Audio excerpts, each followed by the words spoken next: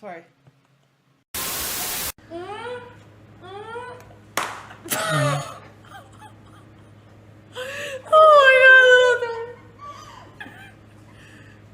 We're moving away the things that might actually...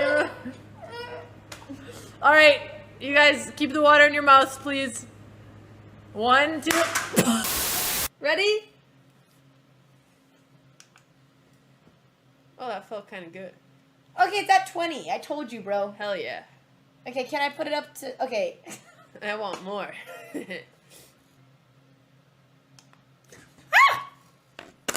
Oh, that's kind of nice.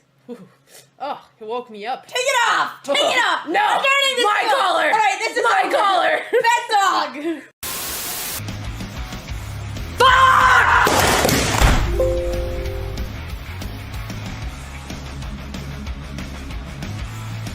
I broke my computer screen. I broke my computer. This is my computer now. Okay, we're gonna work on this. We're gonna work on this. I'm gonna work on this. I don't have anger issues. Distraction? There's no distractions going on here. I don't know what you're talking about.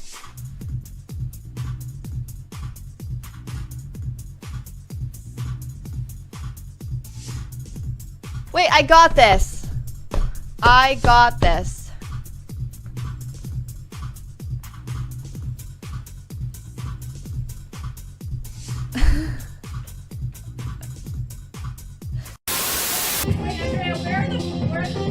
I don't know. We're not putting them. You're using my One Piece books. You're not reading them anyway.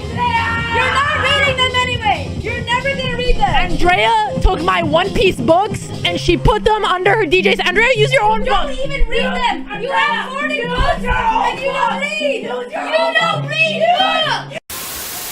But can we talk about something? Why is it this photo? Why does everybody have a fantastic photo and this is a screenshot from a random PCL stream when they used to make us wear the little golf shirts that don't even make sense? I'm not even looking at the camera. What is this? What photo do you want? Oh, well, I would love the same photo I have on Instagram and Twitter. Wait, did we change? Oh!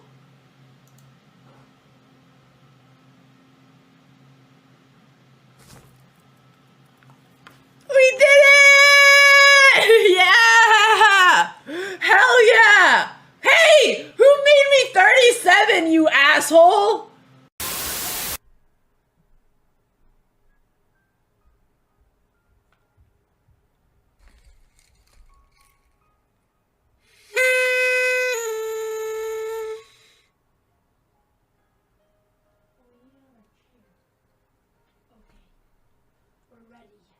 Whoa! What did you do? You came. So again, for the context, try to read Jen Shahade article from Fight. Mouse slip. Okay. I slipped. Okay. Didn't mean to ruin the Scared moment. the shit of me. Yeah, my bad. Question, trap question. Who are strong in this position? Bishops or knights?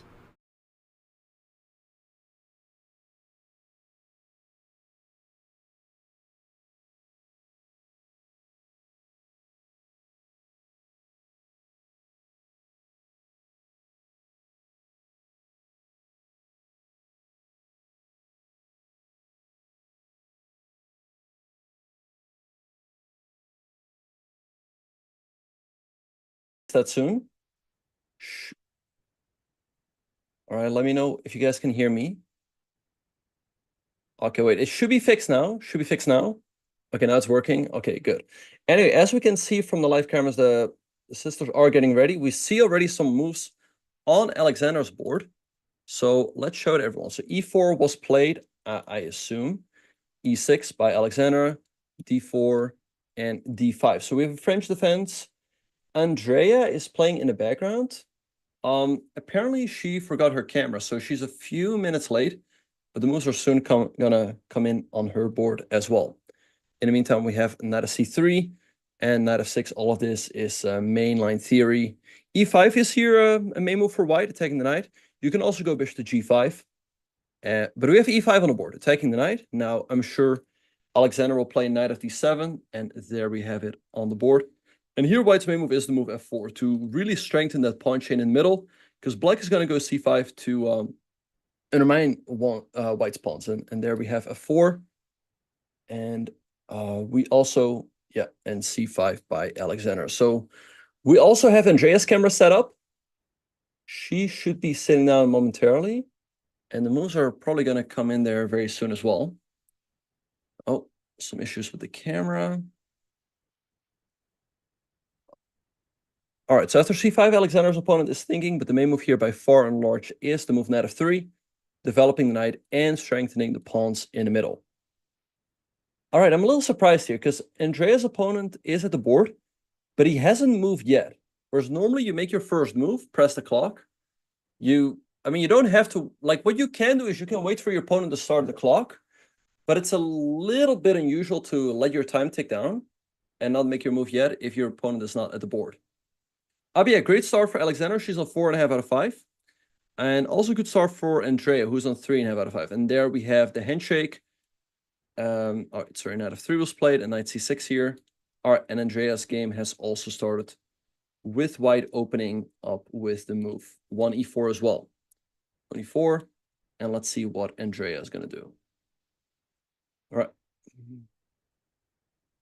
Let's see, she's getting ready on the board, and Andrea responds with the Sicilian. So c5. Okay. Let's see what her opponent's going to do. Oh, he goes d4. d4. So we might see a Smith more a gambit. The main move here by far and large is to take the pawn. And that's also the move I expect. And then probably white's going to go c3 to sacrifice the pawn. Let's see. Because no other move really makes sense besides c takes d4, because that's, of course, the whole point behind the Sicilian. On Alexandra's board, her opponent is still thinking, and there we see c takes d4 by Andrea. And now, as I mentioned, c3 here, by far and large, is white's main move. And there we have it on the board. All right, so here there's some options for black. You can just accept the gambit with d takes c3. You go up a pawn, but white gets a lead in development after knight takes c3. Another option you have is to play knight of 6 here, to decline the gambit and develop your knight. And this often transposes back into the Alapin variation of the Sicilian. If you want to decline the gambit, you can also go d3, but generally white is considered to be better there after bishop takes. So let's see what she's going to do. All right, so Andrea accepted the gambit. She took on c3, and white recaptured with the knight.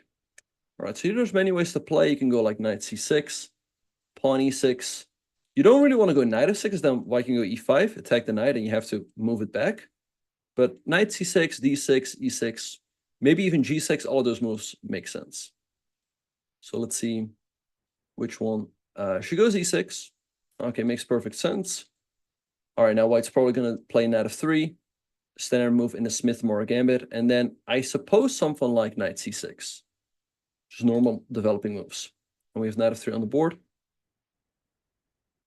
Yeah, hammer looks a little different today. Yep. Good morning, everyone. Knight of 3 has been played by white. Can now expect something like knight c6.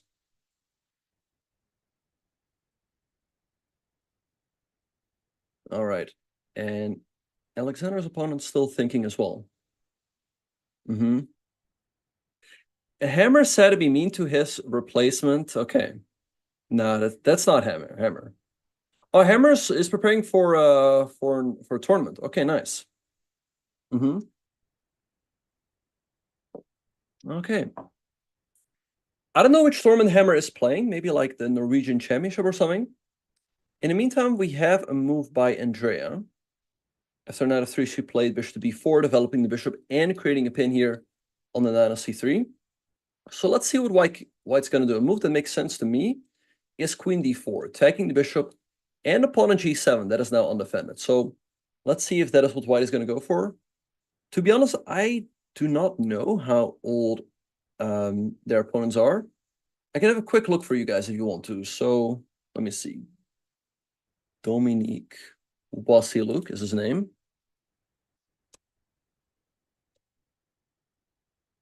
Let's see.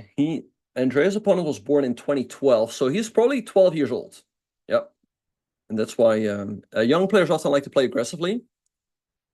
Oh, sorry, I'm going too fast. All right. Anyway, we have a move here by white. White played bishop to f4, developing the bishop and targeting these weak squares over here. Now a move that would make sense is to play d7, d6, covering those squares. Now, after d6, a move you have to watch out for is something like queen a4 check, checking the king and attacking the bishop. But fortunately for black, there is still the move knight to c6, blocking the check and defending the bishop. So to me, d6 here makes perfect sense. Let's see if that is going to be played. Yeah, my pleasure. All right, yeah. Welcome, everyone. Okay, so in the meantime, Alexander's opponent is still thinking.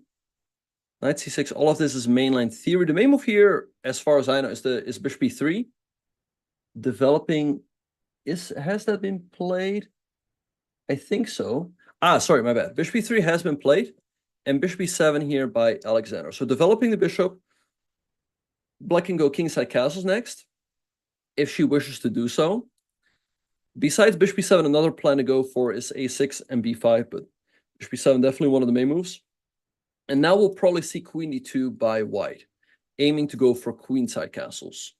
So very often in this line, white will aim for queenside castles, and black will often go for kingside castles, or leave the king in the middle, at least for the time being. White can also opt for kingside castles. Nothing wrong with that as well. All right, so let's see. So Andrea's thinking right now. Again, to me, d6 makes sense. She goes knight f6, also a sensible move, developing the knight. All right, so now she's attacking the pawn on e4. Okay, and if white goes e5 to step up the pawn and attack the knight, she can then go knight d5, attacking the bishop on f4 and making use of this pin on the knight on c3 and putting further pressure.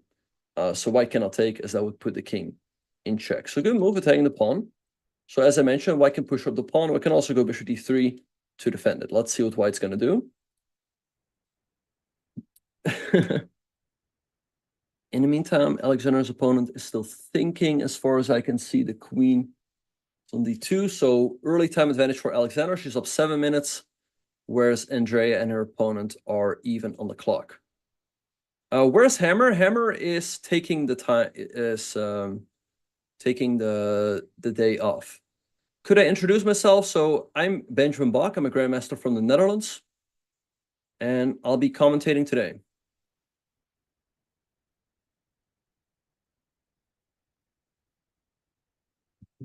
Oh, so Alexander's opponent is on 5 points. Okay.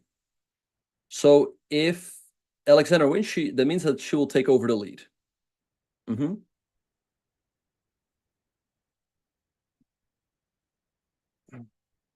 Do I know Joost Little, Joost Klein? Hammer did rap yesterday. I think Lose Yourself, it's called from Eminem. Can I do that too? Perhaps if I pull up the lyrics. My next tournament is going to be the Dutch Championship, so that's going to be early July. Yeah, unfortunately, the Netherlands lost yesterday to Austria. All right, so queen e2 has been played here. By far and large, the main move. So now let's see what Alexander is going to do. Kingside castles is a move that makes perfect sense here. Also, something like a6 makes a lot of sense. So try to expand on the queen side with b5. The good thing for the Netherlands is, though, is that they're still in the European Soccer Championship. So it's not like it's over. All right, who will castle first? I think probably Alexander, because castling makes a lot of sense. On the other hand, if Alexander doesn't castle here, it might be Andrea, because black also probably will castle. She goes b6. This move also makes a lot of sense. And the nice thing about the move b6 is that often if you castle here, white can take on c5, and you're forced to recapture with a piece.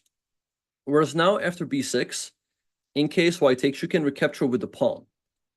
And okay, we see g3 by white, so white also going for a fianchetto. Now, what could make sense here is maybe to delay the development of the bishop, play a move like castles, and then maybe bishop g2, let's say with bishop a6, stopping white from castling kingside. So let's see. Hammer has also brought up his endgame book to teach us how to draw with rook versus 2 pawns, but he didn't. I think I have Dvoretsky's endgame manual somewhere here in the back, in case you guys really want. But anyway, let's see what Alexander is going to do. I think castles makes a lot of sense. Bishop b7 as well. But I like castles with the idea to develop the bishop to a6 and stop white from castling. Andrea is, yeah, she is playing a kid. Her opponent is 12 years old. So let's see what he's going to do. e5 makes perfect sense. Bishop to d3 as well. Hammer gave a Dvoretsky class yesterday. That's awesome. That is awesome. Yeah. Well, okay, people say, like, okay, if you play against the kid, it's scary. The thing is, when you play against the kid, there are certain things they're good at. There's also things they are not as good at. So you have to try to get them into a stage of the game where they are struggling and where your experience will count for more. Often that's the end game, or maybe positions that aren't as tactical, so to speak.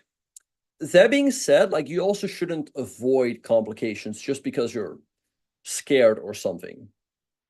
So I'd say you just play as you normally would, but maybe if you have the choice, steer the game a little bit more towards the end game. That's often a good strategy.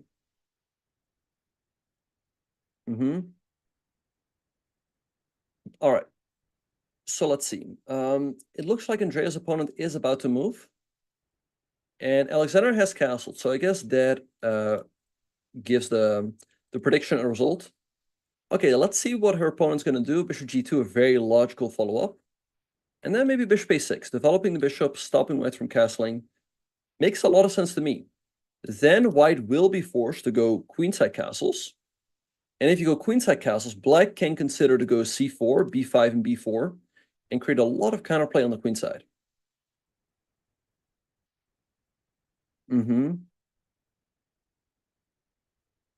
All right.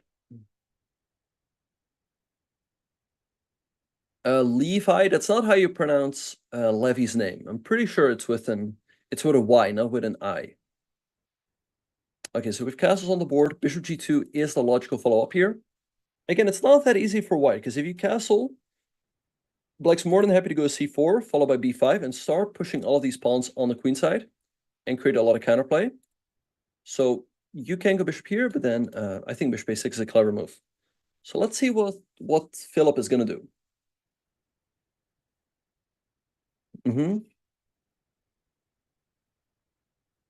All right, so just wanted to let all of you guys know, since I'll be commentating solo today, feel free to ask any questions in the chat. I'll be more than happy to answer those. And yeah, let's just have a fun stream. Okay, no, you confuse him with the jeans guy. The IM is Levi. Okay, so it's Levi jeans and Levi Rosaman. Yeah. Hammer. Who am I rooting for in the Euro Cup? That's a tough question. I'm from the Netherlands, but yeah, I'll root for the Netherlands this time. Okay, so bishop d3 has been played by Andrea's opponent, defending the pawn on e4. Maybe Andrea will castle now, which means that Alexander has won the bet by 1 point, by 1 move. You can also go d5 here, playing in the center, but I think overall Black can be pretty satisfied about how the game is going so far, given the fact that she's up a pawn. The Netherlands is not out. These days, if you finish 3rd in the group, you also advance. Anyway, Alexander's opponent has moved, and he's played bishop to h3, which definitely makes some sense. In the foreseeable future, he probably wants to go f5 to put pressure on his pawn on e6.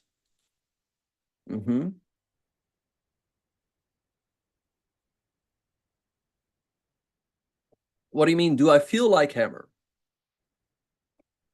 I guess I guess so, because he's often here.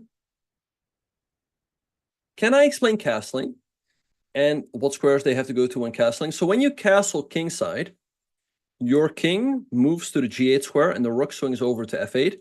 So the king always moves 2 squares, either to the left or to the right. So in this case, the king went kingside. If you castle queenside, the king also moves 2 squares, and the rook moves over to the square next to the king. All right, so let's see bishop h3. Okay, again, bishop a6 makes sense, stopping this. Let's see if that is what she's going to play. You can also consider something like f5 to block this diagonal, but white can take en passant. You can recapture the knight to defend the pawn that way. All right, so let's see what is going to happen. Only the 2 best third places. I think the best 4 numbers 3 advance to the next round. Yeah, it's already confirmed that the Netherlands in the next round. I have no idea who we are going to play. Probably maybe a country like England. Do I remember the Netherlands losing the World Cup final in 2010? Yes, I did. Yeah, that hurt. Could I beat Hammer in a bullet game? I played Hammer recently in, I believe, Hyper Bullet, and he was pretty fast. But I think I won. But I'd say it's close. Where am I from? I'm from the Netherlands. I wouldn't say bishop a6 is necessary. I just think it's a clever move, as you stop white from castling kingside. Philip is currently in first place with 5 points. Alex is tied for second with 4.5. So she's only a half point behind. And if she wins this game, she would probably take over the lead. All right, so let's see what's going to happen. What time is it in the Netherlands right now? It is 4. It's 18 past 4. Same time in Poland, by the way, Central European time. So the rounds are relatively late. Normally rounds are like 3 o'clock, I'd say, is a normal time, or like 2 or maybe 1. 4 is more on the later end. Usually rounds, they don't start later than 5, although I think I've played once in a tournament where the round started at 7, if I'm not mistaken. But 4 is definitely a little bit late. And sometimes that is a bit of a struggle, like what are you going to do with your entire day before the round finally begins? But I'm sure they did some preparation and they're ready for the games here. Anyway, we don't have any moves so far. Andrea and Alexander's opponent. Oh no, Andrea and Alex are both thinking at this point. Yes, I'm preparing for the Dutch Championship. Yep.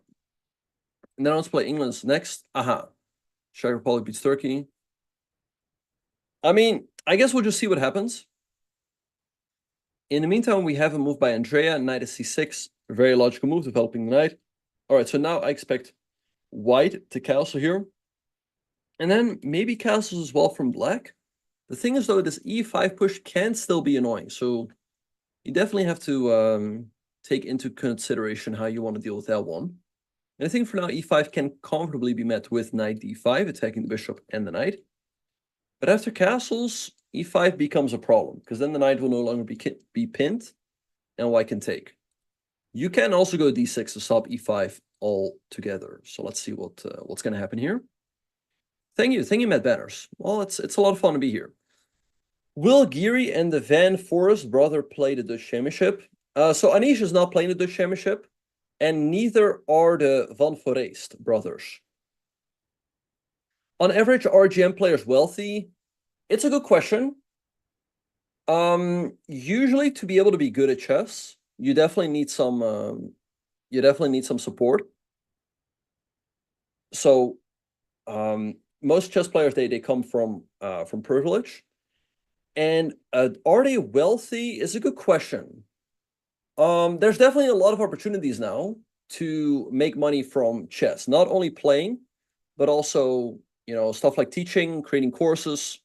So I'd say overall chess players are definitely doing better now than a couple years ago. Hammer says he makes the medium bucks.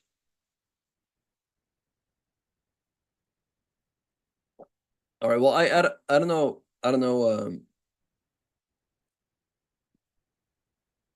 Yeah. I don't know what you guys are probably like just baiting me and stuff with all the hammer comments. Anyway, let's stay focused on the games. Let's see what Alexander is gonna do. Are all games recorded? Anyway, not all games are on a live board in this tournament. If we see in the background, for example, the guy in the right corner, right top hand corner, it seems like they are playing on a plastic board. So probably those games will not be broadcasted. How would Alex defend in case of bishop a6 and f5? I think in case of f5, then you loosen up the e5 pawn, and black can take advantage of that by taking on d4, and then taking the pawn on e5. So bishop a6 makes a lot of sense. Do I remember the Netherlands losing to Argentina in the 1978 World Cup final? I was rooting for the team with the orange colors. I definitely do remember that World Cup final, even though I was not born at that time. Yeah. But I do remember the final. Hello, AK43. I will have to rap before the stream is over. We'll see about that. I'm not a professional rapper. Sure. Okay, we have a very interesting comment in the chat. Yeah, so to, I guess, what you're getting at, well, to be good at chess, you definitely must have a natural appetite for the game, but it's also good to be introduced to chess at a young age, and just absorb as much chess as possible. With chess, just the earlier you start, the better, if you want to get good. Okay. Anyway, let's see what's going to happen. D6 has been played by Andrea. Makes perfect sense. Stopping white. I guess castles was played. Stopping white from playing e4, e5. All right, so for the moment, black is still up a pawn. Definitely counts for something. So let's see what is going to happen. Two questions. When does endgame in chess begin? And will it still be endgame if both players promote a couple pawns each to queens? Good question. I mean, okay, well, usually you talk about an endgame when the queens are off, right? Now, let's say only the queens are off and then both sides promote a pawn, then it's pretty much just a middle game. So it kind of depends on how many pieces are still on the board, but generally we talk about an endgame when the queens are off, except for when only the queens are exchanged. Very often that is referred to as a queenless middle game. But there are also queen endgames, exactly.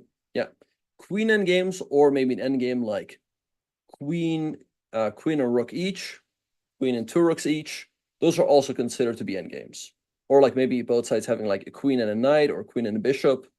Or I'd say even if you have, let's say, a queen and like two minor pieces, you can consider it an endgame. Like let's say queen and two other pieces, I consider it an endgame. Whereas Hammer is not here today. I don't know where he is.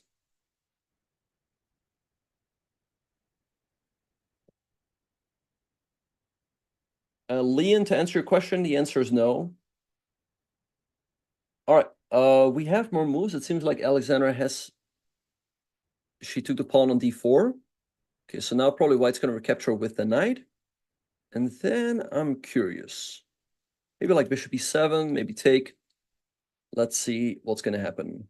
Hammer didn't tell Ben. Tell me what was he? What should he have told me? Aha, Hammer is preparing for the Norwegian Championship. Okay, nice. Yeah, overall people have been nice to me. All right, so knight takes d4 by Philip on the board. Makes a lot of sense. Let's see what's going to happen now. It's the expected move.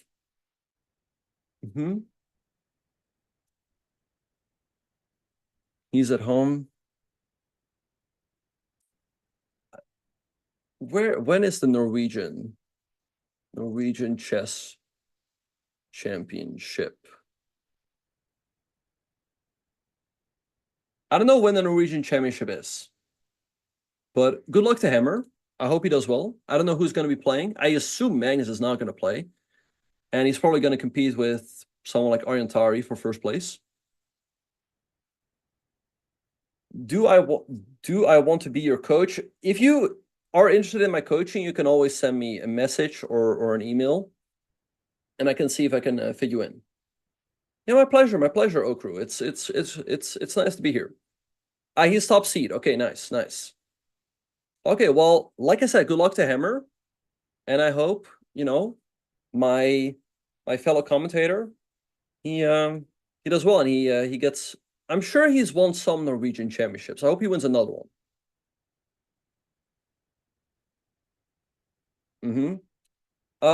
I have never been the US champion because I'm not from the US. I play for the Netherlands. All right, thank you, A3 Nick. All right, anyway, let's see what's gonna happen. Philip recaptured with a knight, the move we expected. So now maybe like bishop b7, developing the bishop, defending the knight. You can also trade. Queen c7 makes perfect sense as well. Knight a5 is a move, trying to go knight c4, but I guess white will play b3 and stop it. Who's the best GM from the Netherlands? It's clearly Anish. He is in the top 15, or at least top 20. When did I get introduced to chess myself? I believe my dad taught me the game when I was like 6 years old. Dominic. Okay, so let's talk a little bit about the time situation. Both Philip and Alexander have around like 1 hour and 22 minutes on the clock. Andrea up a few minutes. So let's see. Hammer said chat should be nice to Bach, or he will speak to moderators. I think the chat has been nice to me, so that's good. Thoughts on Faustino Oro? Great prodigy. I mean, he's only 10 years old, so the future is bright for sure.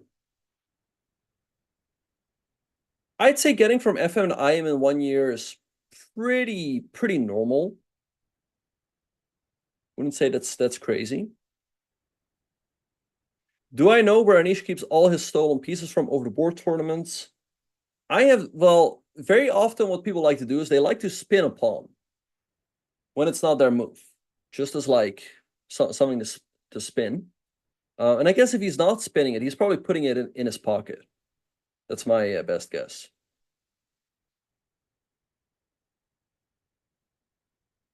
All right. About how many grandmasters make a full-time living off of chess? Do you mean playing chess, or do you mean also coaching, training courses, stuff like that?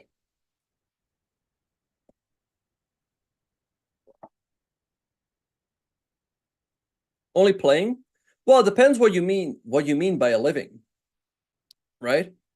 Some people think that you make a living if you make, let's say, $200,000 a year. Some people might think you make a living if you make $100,000 a year. For some people, they might consider like $50,000 a year a living. So depends on what you consider a living.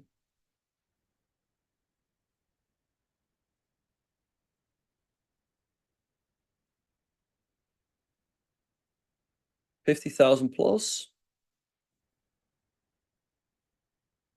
Okay, so let's say 100,000. Let's say 100,000. It depends. Some players are more active than others. But I'd say probably around like 30 players or so are able to make that kind of money on an annual basis, I would think. Maybe even a little bit more. Like if you play all the time, then you might be able to get that together. I'd say like if you're around 2,700, that's the kind of money you make.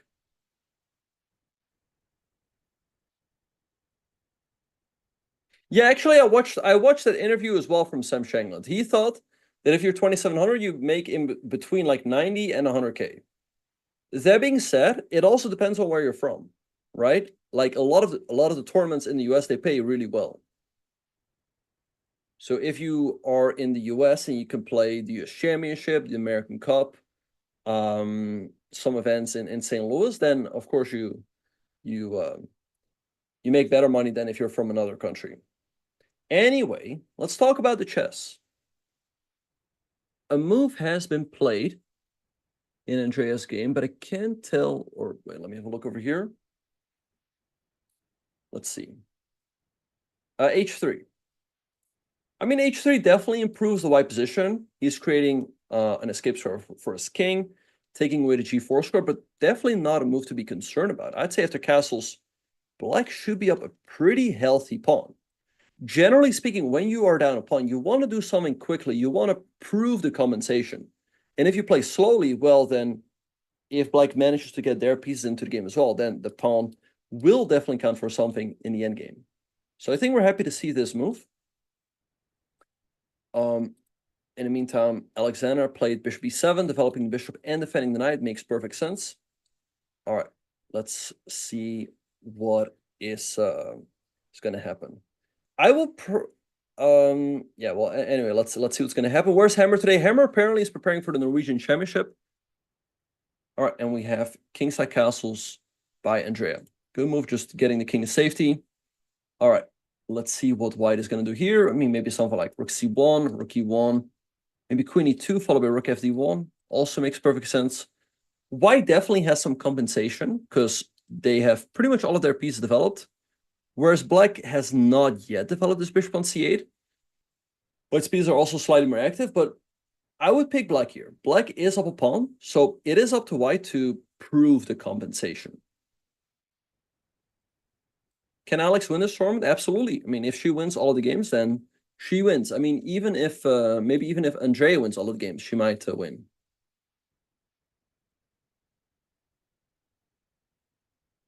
Yeah, the thing also with tennis is that with tennis, there's no such thing as conditions. Like everyone pays for their hotel, for their flights. So you have to pay for all of your own expenses. Anyway, white has played a move, and white has played queen to e2, clearing the d1 square for his rook. All right, let's see what's going to happen here. You can maybe trade your bishop for the knight on c3, giving white some isolated pawns. e5 at a certain moment makes sense, attacking the bishop. Overall, black should definitely be doing well here. So let's see what's going to happen. I'm definitely still playing competitively, but I'm not playing competitively full-time. I'm also, coaching, commentating, things of that nature. Yeah, and tennis players have to pay for the coaches to travel with them. Yeah. So I once heard a professional tennis player say that he made like 400, 500K a year, but that he's spending like 100K of that on expenses. Who will win Hammer versus me 10 Blitz games?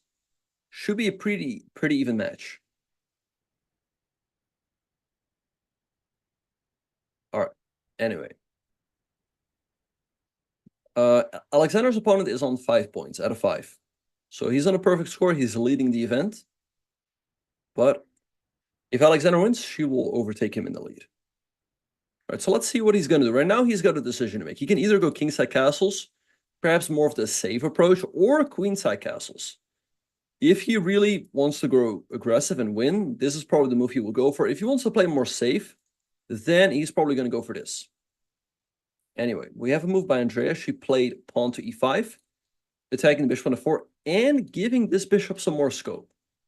So I expect this bishop to move to g5 to put some pressure on the knight on f6. And then maybe it's not a bad time to trade off the bishop for the knight. So let's see what's going to happen.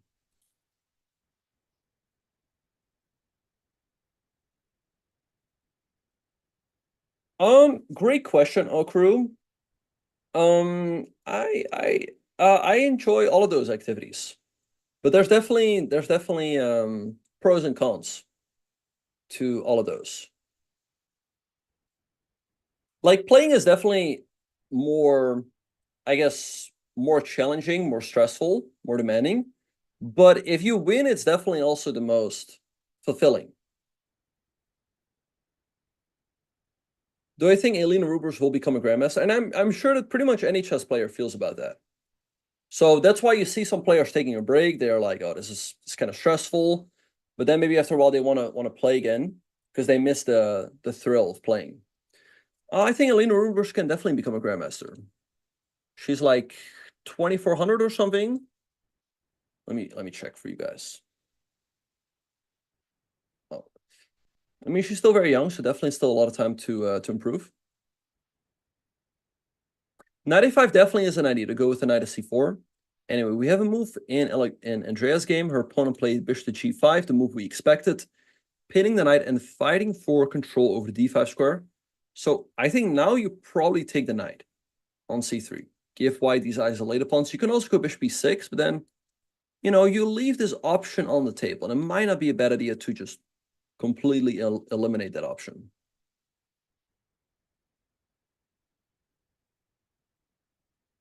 Which side should Philip castle on? I don't know. We'll find out. It's up to him. It's up to him. If he's feeling aggressive, he should castle queenside. If he's feeling more solid, he should castle kingside.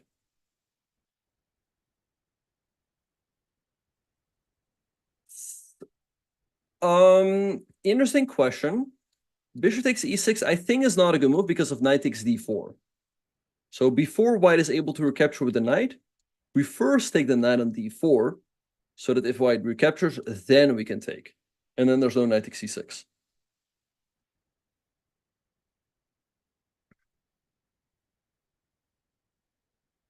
I think Andrea is definitely better here, and that's also what the evil bar is showing. She's up a pawn here, and I think white simply has insufficient compensation. All right, so Andrea took the knight on c3, good move. White's surely going to recapture with the pawn. And then I think something like bishop e6 or e6, and I'm having a tough time seeing white's compensation.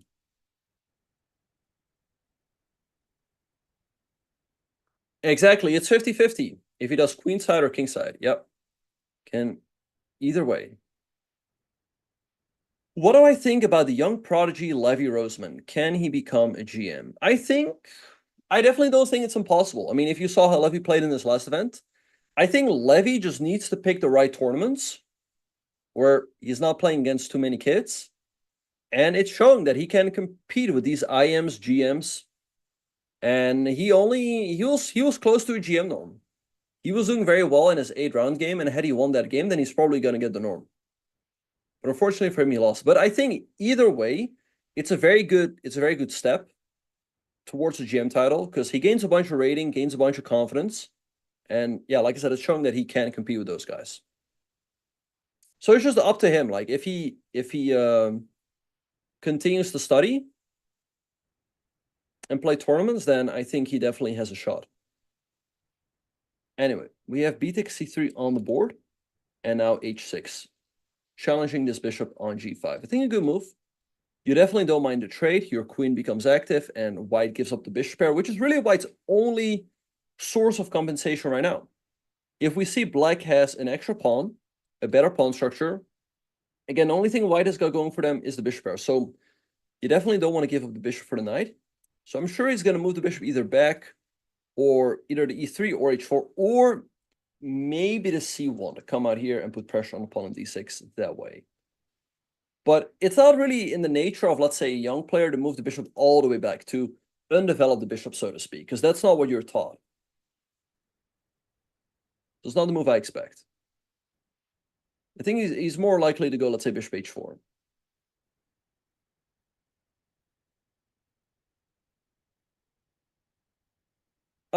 Interesting question, Sepper. I know that the Charlotte Chess Center, they have tournaments only for adults. Isn't it called like Alto, at least 21 years old?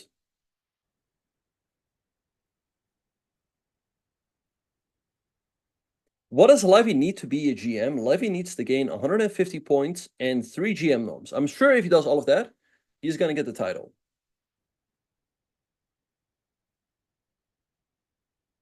But not sure. If you guys disagree, then let me know.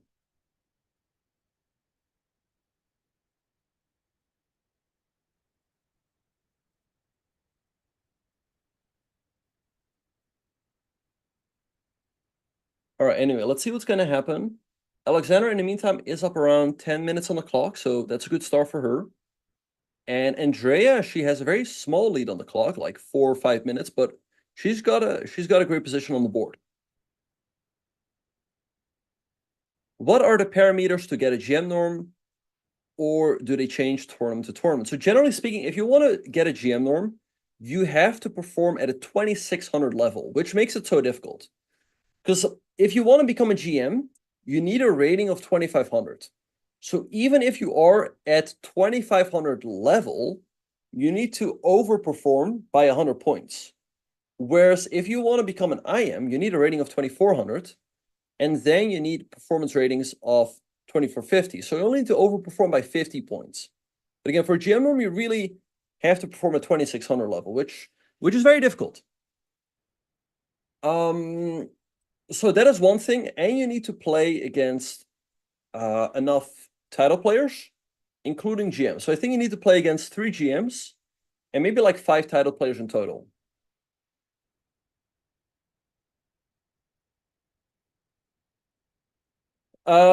Well, to be a GM, you need 2500 rating, but to get the GM norm, you need 2600 performances.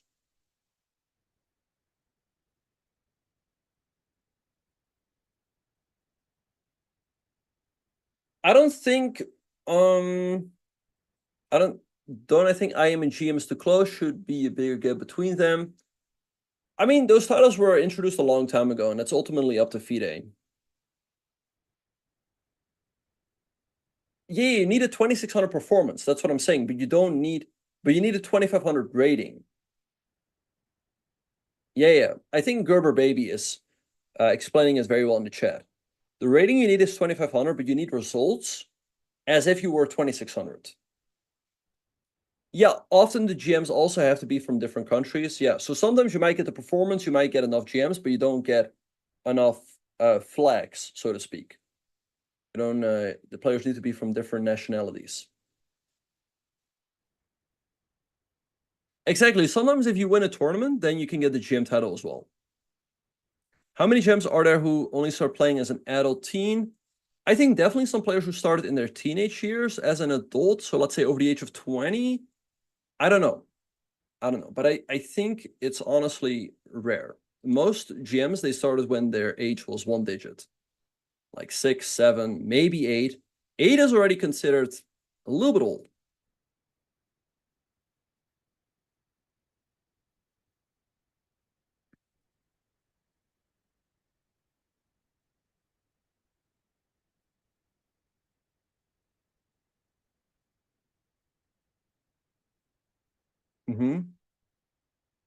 Hammer looks different today, indeed. Yep. How do you become a super GM with rating is that? Some people consider players a super GM once they reach 2700. That's generally the requirement, the threshold. Hello, Mixel. Good to see you.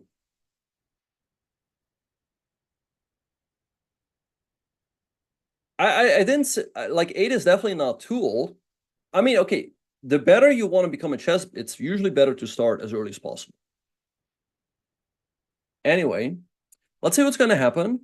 Alexander's opponent taking a lot of time here. She's up like 14 minutes on the clock, so that's a good start. And I think he's hesitating a little bit. Does he want to play aggressively with queenside castles, or again play more solid with queenside castles? So let's see what's going to happen. Only 25% of IMs become GMs. Interesting. Yeah. All right. Anyway, let's see what's going to happen. Probably queenside castles makes a lot more sense.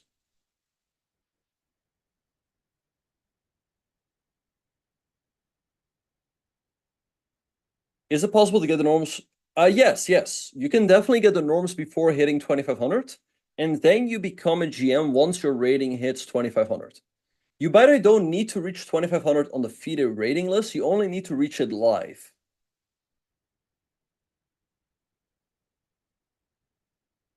So let's say you're playing a tournament and your rating is 2499 and you win the first round and you gain a couple points. That's when you become a GM, even if you lose all the games after. It's a good question, Skittles. I honestly don't know, but for a lot of people, it's like the final crown on their chess career.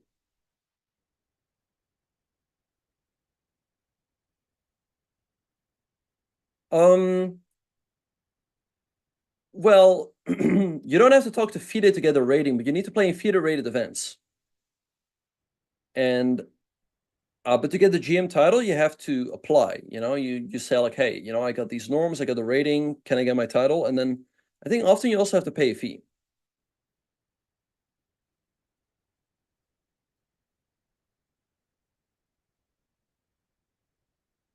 So Margie actually started chess at 14. That's very impressive. Mm-hmm.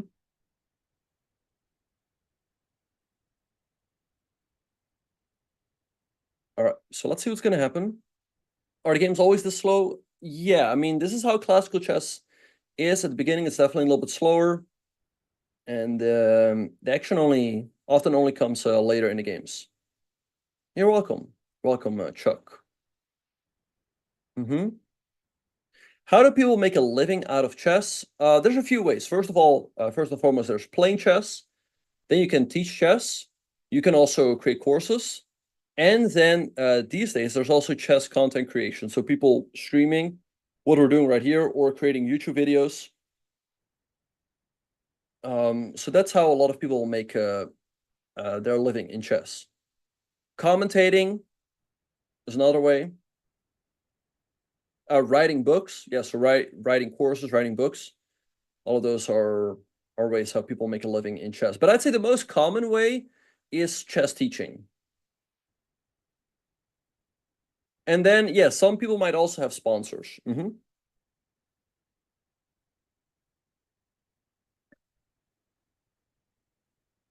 All right. Anyway, let's see what's going to happen. Alexander's opponent is still thinking. He is now down 20 minutes on the clock. Are prize pools a big thing? Yes, at the higher levels, definitely. And some online events as well. Hello, Pep. Oh, great to see you. Great to see you.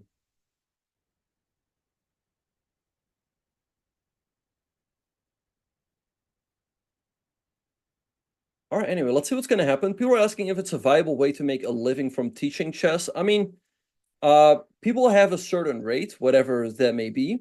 I mean, generally speaking, the better someone is at both playing and coaching, the higher their rate will be. And then you multiply that by the hours they teach. And then, again, you decide for yourself whether that's a living or not. I was always confident I would make GM, yeah. But for me, like, it was more like what level I would reach beyond that. Anyway, let's see what's going to happen.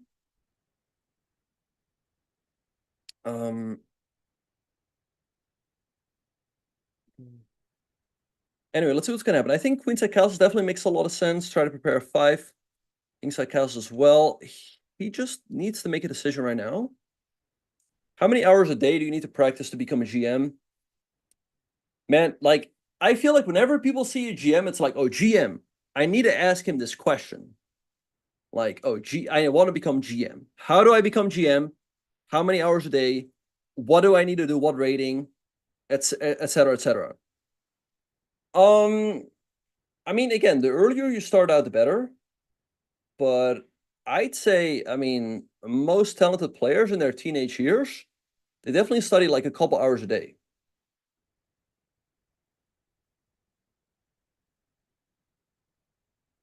But I'd say if you train chess 25 hours a day, you're in a pretty good spot, yeah.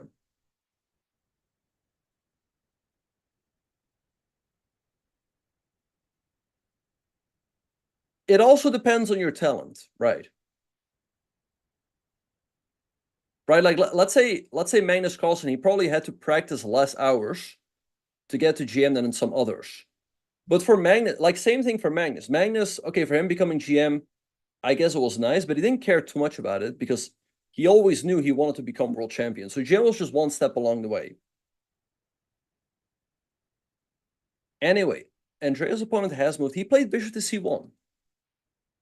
Makes a lot of sense. He wants to redevelop the bishop to a3 to put a lot of pressure on the pawn on d6. Maybe he moved now to make sense for Andrea. So to go queen a5 to stop that move from white. Let's see if that's what she is going to do. Yeah, looks like a good position for black and up a pawn. So you can't really ask for more with black after 13 moves. Okay. Alexander's opponent is still thinking. He's about to drop below an hour on the clock. And that could perhaps wake him up a little bit. He might look at the clock, see like, oh, I'm already below an hour. It's time to move. Right? Because he's been thinking for like 20, 25 minutes. What is he thinking about? I honestly don't know. Let's take a guess. What could he be looking at? I mean, bishop takes c6. We established that that is not a move due to knight takes c4. Queenside castles is a move he can consider, and he might be weighing the pros and cons of that. He can also go kingside castles. He's probably weighing the pros and cons of that as well. Knight takes c6 maybe, sacrificing the knight. He's probably briefly looked at f5, but he probably quickly figured out that it's not a move due to knight takes c5, take, knight takes d4, and a fork on f3. So those are the moves I think he's looking at. I think it's going to be I think it's going to be queenside castles or kingside castles. I'd be surprised if we see another move.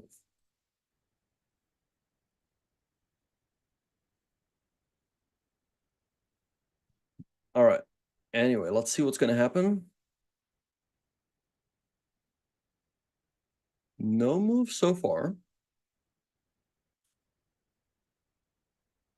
Everyone taking their time today. All right, fine. Let me answer a few chat questions. 92 for sure is a move as well. So in case black takes, you can recapture the knight. Definitely makes sense as well. Where's Hammer? Hammer is preparing for the Norwegian Championship.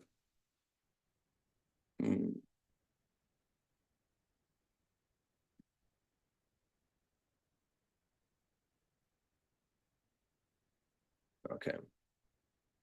Do I play video games? Very occasionally. I've done some games when they sponsored me, but other than that, not really.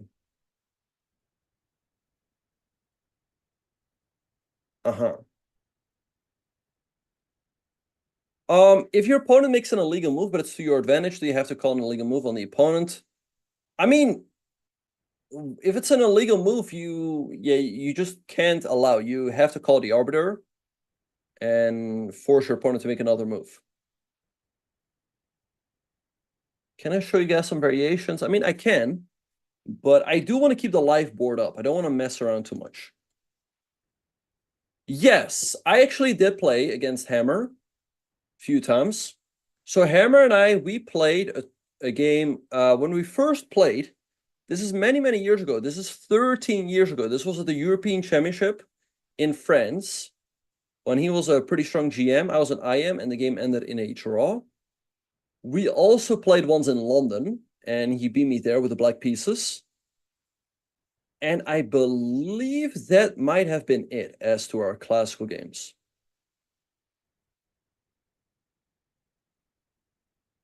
No, Hammer was like 21 at the time, and I was 16. What is my winning record against Magnus? Well, that's a great question. It's a great question. I once played Magnus over the board of the World Rapid Championship, and I lost. But on chess.com, I have a 2.5 to a half record against Magnus in Title Tuesdays. Yeah, Hammer was born in 1990.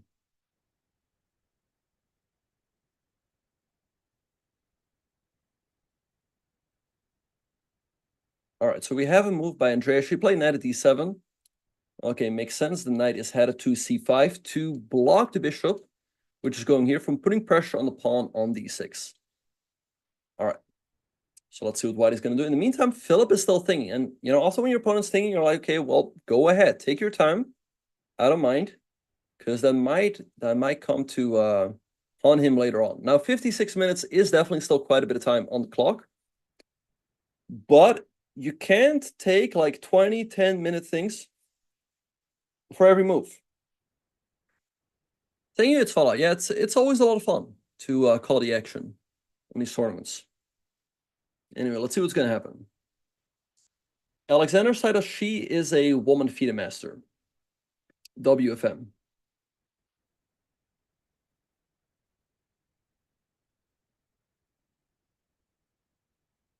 How do they determine who plays white or black? It's just a pairing that makes the pairing, it's a system that makes the pairings automatically.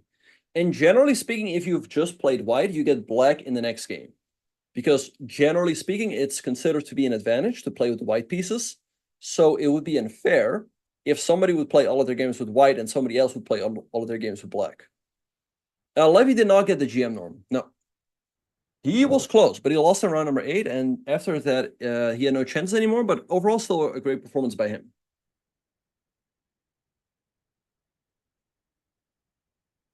Does Kramnik? No. Also, keep in mind, it is only 3 games. If I had that score against Magnus over like 30 games, then he might be losing his mind. I don't think Chess 960 will ever be the future of chess, because I think most people just prefer normal chess. So I don't see it becoming more popular than normal chess. I like Chess 960 events. I wish there were more of them. But I don't see it overtaking regular chess, because I think a lot of people, some people, they might not like opening study, but a lot of people actually like it. So I think Chess 960 will definitely be a thing, but I don't see it becoming bigger than normal chess.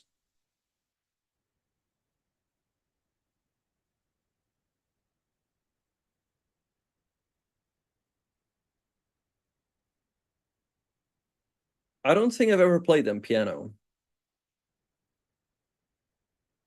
How many matches do you have to play someone? I mean, even if you beat someone, that doesn't automatically mean that you're better than them. Like, you might have a similar rating, you might be a similar strength, but you might just have someone's number. You might have a really good score against someone, even though you are performing similarly against different opponents. Like, let's say you and a friend might be both rated around 2000. You're both at the same level, but for whatever reason, you always beat your friend. You just have his number. Or it could be the other way around. Maybe your friend always beats you. So even if you have a good score against someone, it doesn't automatically mean you're better than them. Anyway, let's see what's going to happen. Andrea up 30 minutes on the clock. Alexandra at this point almost up half an hour on the clock. That's good stuff.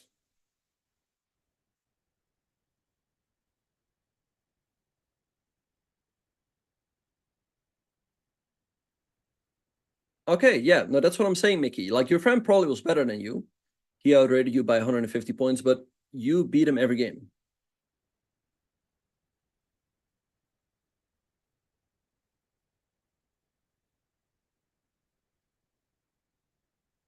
All right, anyway, Philip has moved, and he went for queenside castles. So we've discussed the pros and cons, and we said that, hey, if Philip wants to play aggressively, he will go queenside castles and go for the attack with f5 perhaps later on. So let's see now what Alexander is going to do. Keep in mind that all of these sacrifices on e6 are in the air. So you can maybe go knight c5 to really take the sting out of a sacrifice. Knight a5 you can consider to try to go knight c4, attacking the bishop and the queen, but then you might be inviting some sort of sacrifice. So let's see what's going to happen.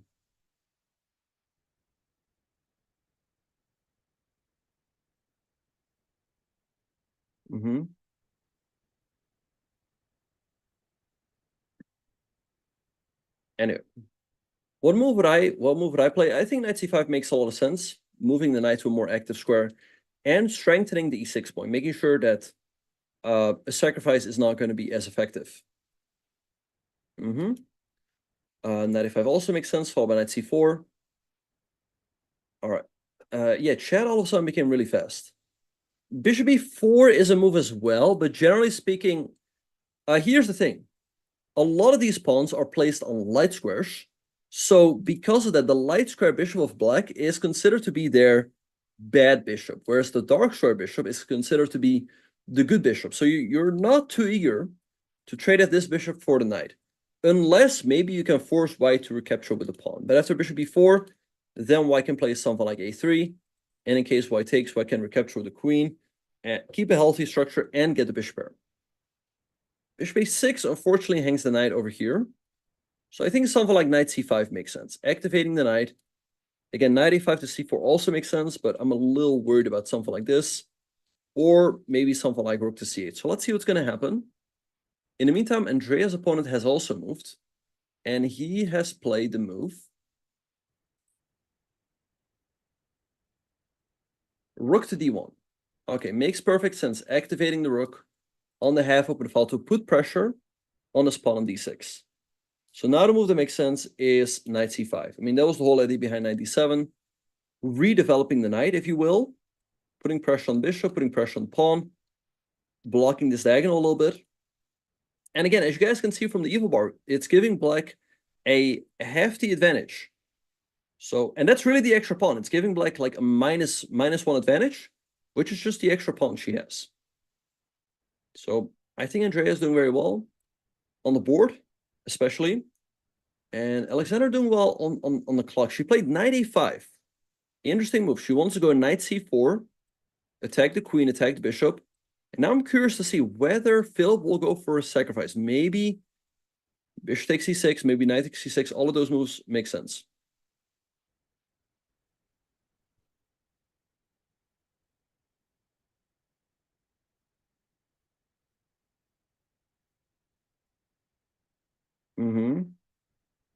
All right. Okay, so let's see what's going to happen. Okay, so knight takes c6 makes sense here.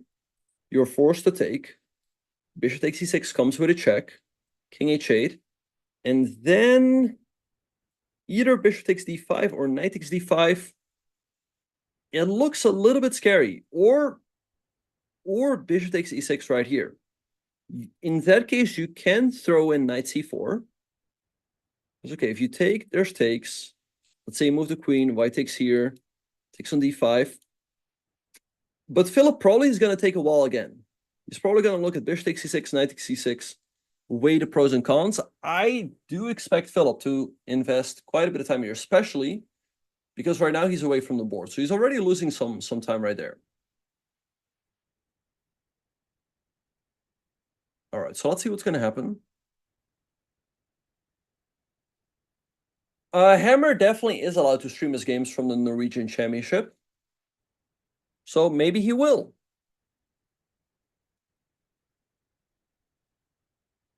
Maybe you guys can commentate his games.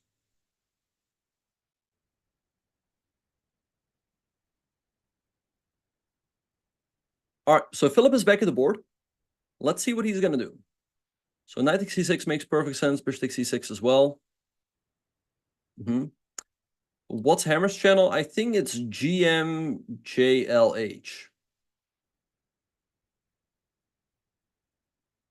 You would hate that. Well, anyway, let's see what's going to happen.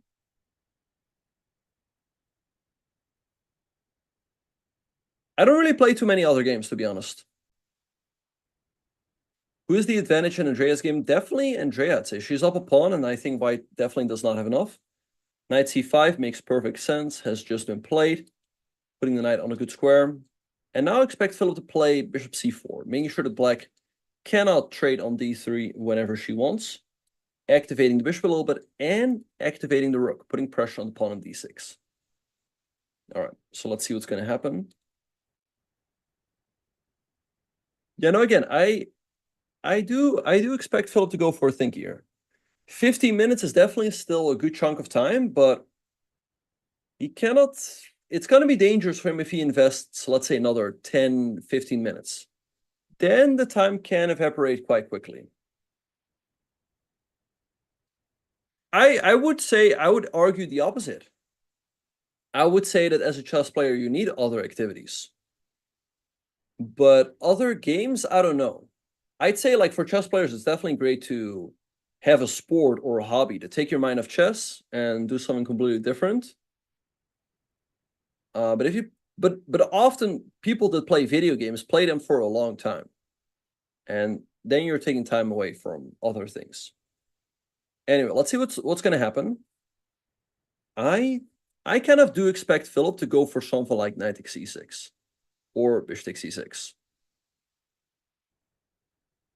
Because he went queenside castle, so that has already shown that he has aggressive intentions. He can also consider something like f5 to try to chip away the pawn chains that way. So let's see what's going to happen.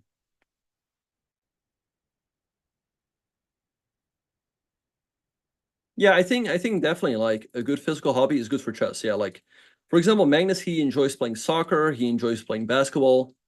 All of those things are great, yeah. Can I show why king takes e6 is a play? Well, king takes c6, unfortunately, is an illegal move. Knight takes c6 is a move. So you sacrifice the knight. So by doing so, you get 1 pawn. Then black takes, you get another pawn.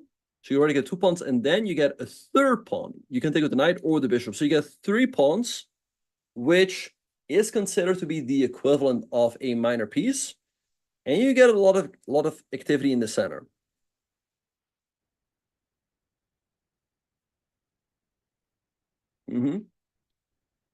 Yeah, actually, I've played soccer a few times with Magnus. He always likes to play soccer on the rest days. So, for example, during Tata Steel, they would often organize a soccer match, and we played a few times. I actually played soccer, I think, with Magnus and with Hammer.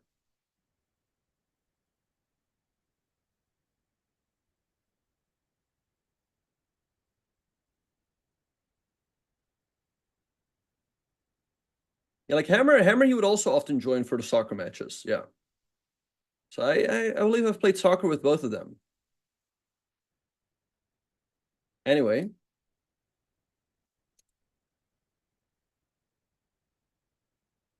Let's see what's going to happen.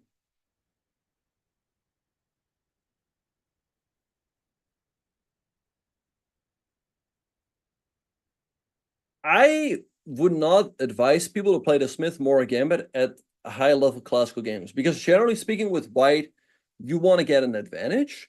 But in the Smith-Morra Gambit, you take a serious risk. You might also get a worse position.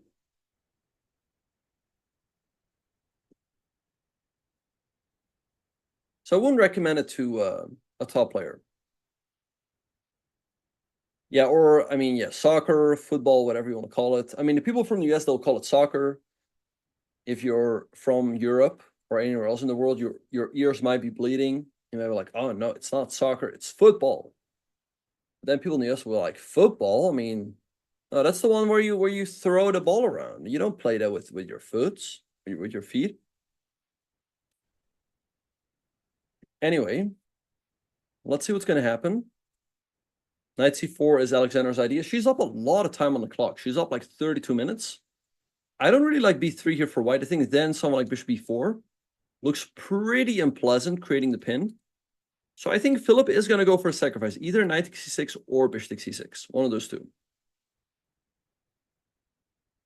The English invented the term soccer. I thought they were very much against the term soccer. And they're like, no, it's not soccer, it's football. Oh, really? I came from the UK, and I guess it was adopted by the US. Interesting. Often in the US, they also call it like foodie, but maybe, yeah. Anyway. Let's see what's going to happen.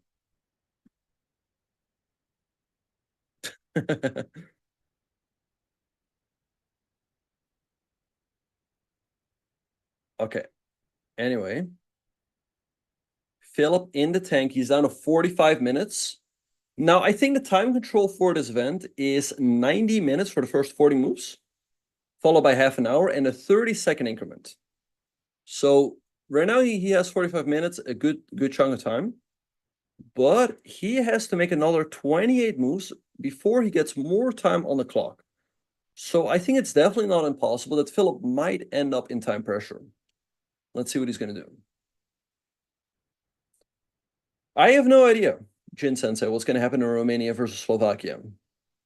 To be honest, I only really follow the Dutch team closely. So let's see what's going to happen. Andrea also doing well. She's up 15 minutes on the clock. Up a pawn on the board with a good position. Where am I from? I am from the Netherlands, yeah. All right. Okay, so knight c6 makes perfect sense. Let's see what's going to happen.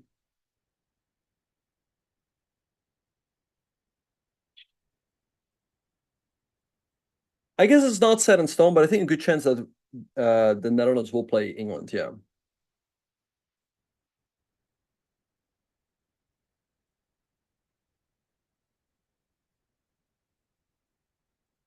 I said you can call it soccer or football. I'm not necessarily calling it soccer. Anyway, let's stay focused on the chat, on the chess. Not on. I will read the chat, but I'll stay focused on the chess if you guys don't mind. We have a move. it looks like, in Andrea's game. I think he played bishop to c2. It definitely looks like that. Yeah, and that's the move he played. So dropping the bishop back, and again, opening up the rook to put pressure on pawn on d6. Now something like bishop b6 makes perfect sense, developing the bishop. I think he's going to go here, and then let's say queen c7. So white definitely has some play, but I really don't think it's enough. And black's up a pretty clean pawn. So I'm curious to see what Philip is going to do to try to get some compensation later on, because right now I'm not seeing it. Philip still in the tank, under 43 minutes.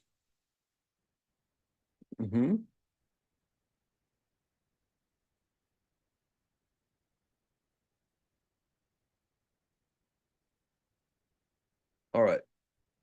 Let's see what's going to happen.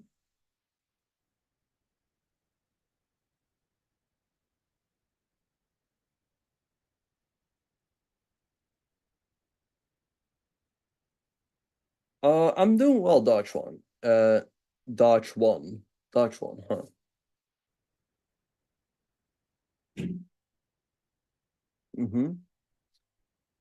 Anyway, let's see what's gonna happen. In Alexander's game, only 12 moves have been played. So Philip definitely needs to speed up. He's down to 42 minutes. So that right now we're looking at approximately like 1.5 minutes a move to reach the time control.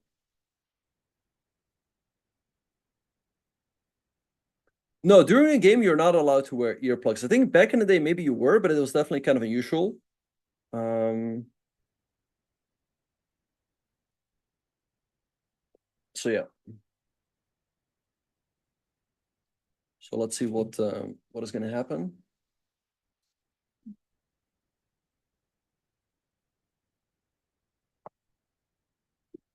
How quiet is it in a chess tournament room? Usually it's pretty quiet. I mean, people don't talk. You're not allowed to talk. I think back in the day, people didn't mind as much. But ever since, computers and phones, like computer engines and smartphones became such a big thing, it's just really not done to talk to someone else during a game, because they might just be like, knight of 6, You're like, oh, that's a good move. Let me go ahead and play that. So yeah, it's quiet. That's quiet. Some people, they like to wear earplugs to even block out that bit of noise there is.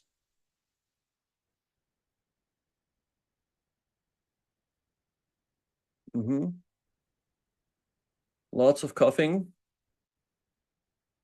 Sometimes. Anyway, let's see what's going to happen. Andrea in the tank. I would say something like bishop e6 or queen c7. Both of those moves look natural. I think you're not allowed to say check. You're not allowed to say check. You're not allowed to talk during the game. The only time you are allowed to talk during the game is when you offer a draw. And when you offer a draw, you have to do it on your time. So you make your move, and before you press the clock, you say, I offer draw. You cannot make a move, press the clock, and then as your opponent is thinking, you say, I offer a draw.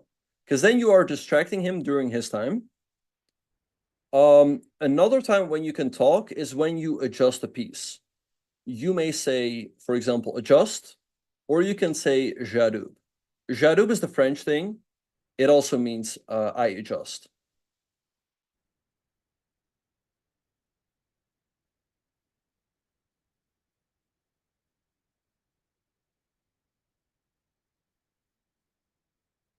Ah, yeah. Earbuds are legal. Wait. Maybe better clarify that. No, earbuds are legal, right? But not earplugs. Are those earbuds? Wait, I'm confused now. Oh no, wait. I guess you're right. Those are earbuds. Earbuds are illegal, but I guess earplugs. Earplugs are legal. No, definitely yes. You can put in earplugs to cancel out any noise. Yeah, they're just silencers. Yeah. Yeah. All right. Thanks to Papa Botez for clarifying that in the chat. Yeah, earplugs are illegal. Some chess players like to do that to cancel out any noise, but earbuds definitely not. Yeah, I just had the translation wrong. Well, you see, you learn something every day.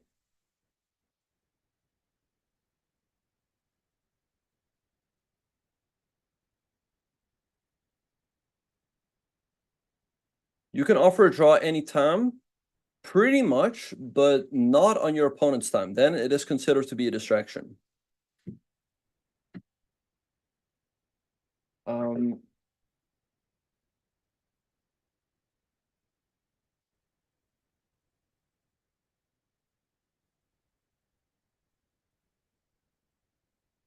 right. Anyway, so let's see.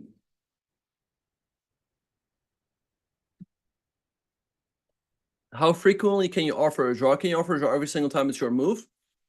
I honestly don't know a rule that forbids you from offering a draw on every single move, but I'm actually kind of curious. Let me see the FIDE handbook. Somebody asked in the chat, when do we really start to worry about Philip's time management? I mean, I assume that you guys are rooting for Alexandra. And in that case, I would not be worried, but I'll be more optimistic about his time management because he's getting down to 37 minutes in a complicated position, which is good for her. She's up 40 minutes on the clock. All right.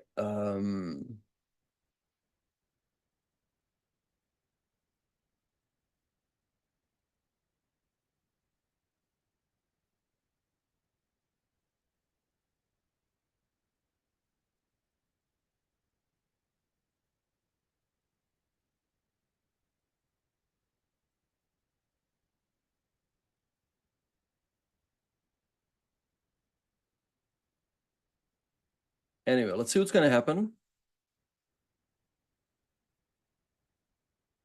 Yeah, 95 is definitely a very provocative move. Philip investing another like 15 minutes. That's what we were talking about. Like, definitely very risky as he's getting long time. I think he does want to go for one of these sacrifices, like knight c6 or bishop c6. Makes perfect sense. Good question. Would I like, let's say black gets knight c4 in, would I then trade the knight for the bishop? I don't know. The knight on c4 will be pretty well placed, so I wouldn't be rushed to trade it. I wouldn't be rushed to trade it. All right. Andrea moved the queen to f6. Okay. All right. So queen f6 has been played. Good move. Bring the queen out and making sure that bishop a3 doesn't threaten bishop takes c5. Like, let's say you play bishop e6, white goes here, and you go rook c8, then white can take. You cannot recapture, as that's going to hang your queen. So that's why she moves the queen out here. All right, so if here, now the drawback is that you cannot develop your bishop to e6, as that's going to hang the pawn over here. So maybe you play a rook d8 first. Anyway, let's see what's going to happen.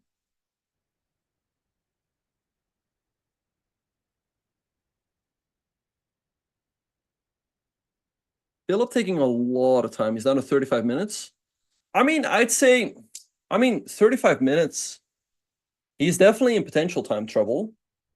But if he's getting down to like 20 or so, that's where it's getting really tough for him. Because then, I mean, if you're down to 20 minutes, you can't really take, I mean, maybe you can take like one more 10-minute think, but that's it. So you can't really dive into the position too much anymore. I think, given the fact that he has invested so much time, he needs to go for some sort of sacrifice. They are getting 30 minutes after move 40. Yeah. Because if he just keeps the position as is, if he keeps the tension, the time advantage will definitely, or the time disadvantage will definitely come to bite him. So let's see what he's gonna do. Knight c5 also make perfect sense on the last turn to stop any of these sacrifices, but perhaps Alexander's not worried about them. And again, I'm sure that Philip is looking at them, and that's why he's spending so much time. Anyway, let's see what he's gonna do. Yeah, bishop takes c6, knight takes c6, both of those are moves. All right, congratulations. Somebody won their game. That's good stuff. Aha, apparently unreasonable draw offers are considered forbidden distraction by FIDE. Right, but then the question is, what is an unreasonable draw offer? I mean, maybe that's the arbiter's call. Right? And okay, the question is like, let's say you're down a queen, let's say you're up a queen and your opponent offers a draw. I mean, who cares? You're going to win the game anyway.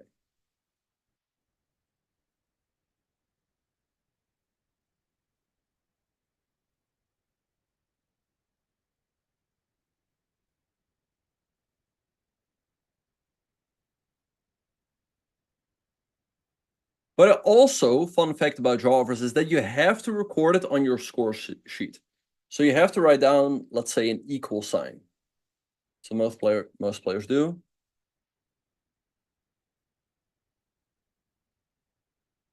Fun fact, also what I told you guys, a player wishing to offer a draw shall do so ever after having made a move on the chessboard and before stopping his or her clock and starting the opponent's clock.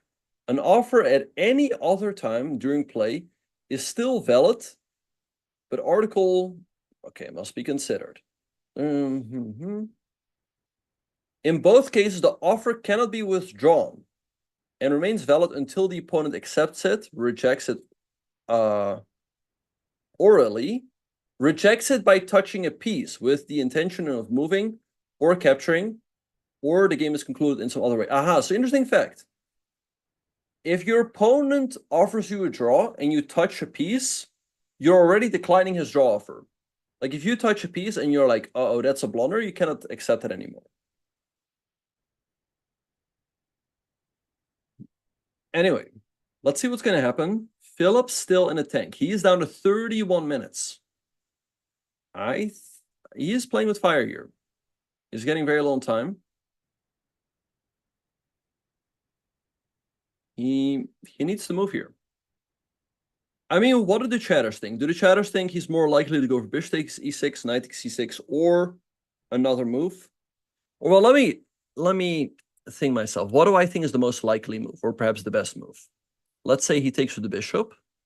Okay, you can throw in this.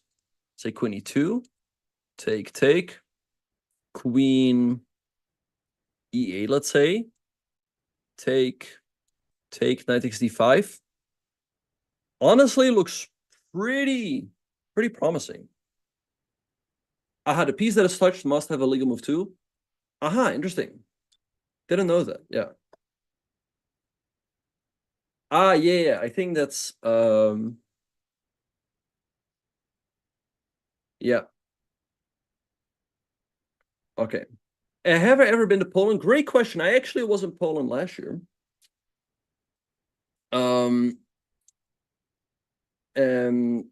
Actually, yeah. Let's see what's gonna happen. Philip is still thinking.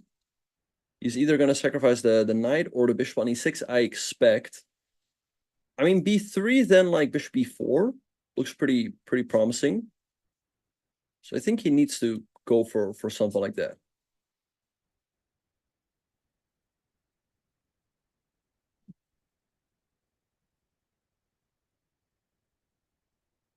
I mean, I'm sure Philip is looking at it. Either knight takes c6 or bishop takes c6. Dominique, I don't know how. Well, let me have a look. Dominique is Philip is no. Dominique is 12 years old, and Philip. Let me look. Philip is born in 2006, so he's 18 years old. So both very young opponents. He's now down to 29 minutes. Again, 29 minutes is still, you know, quite a bit of time. I'm sure a lot of you guys are used to rapid and blitz games. That's more time than you start out with in those games. But, you know, he has to speed up.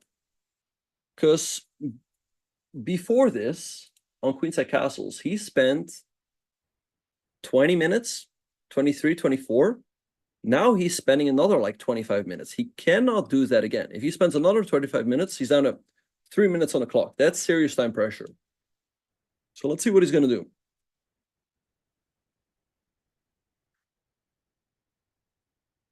All right. The clock's updated in Andrea's game. Let me have a look. The clock should be updated. Both players, I know, but queen c6 was played. Yeah, queen c6 was played. So in that case, let me think. Okay, queen c6 was played, and white played knight to d2 is my best guess. Let me have a look. Because the live boards are currently not updating. Knight d2. Okay, so Dominic wants to go knight c4. and put pressure on the pawn on d6 that way. So there's a few things you can do about it. You can maybe go b6, then after knight c4, pin the knight with bishop a6. You can also go rook d8 to defend the pawn. Either way, I wouldn't be too worried. I like b6 so that you can meet this with bishop a6 and pin the knight. Looks pretty pleasant. So let's see what's going to happen.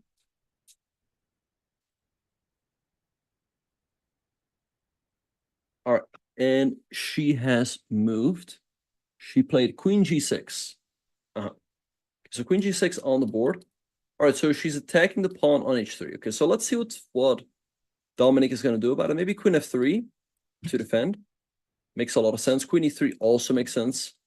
Either way, you just don't want to go knight here and hang the pawn, because then black will be up 2 pawns. That's probably going to be too much.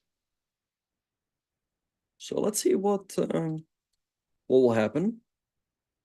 This is not the final round. This is the 6th round. 5 rounds have been played. Philip is in the lead with 5 points, and Alexander has 4.5. And Drea has 3.5, as Mr. Moobot is pointing out. So still many more rounds to play. Queen g6, yeah. Dominic is 12 years old.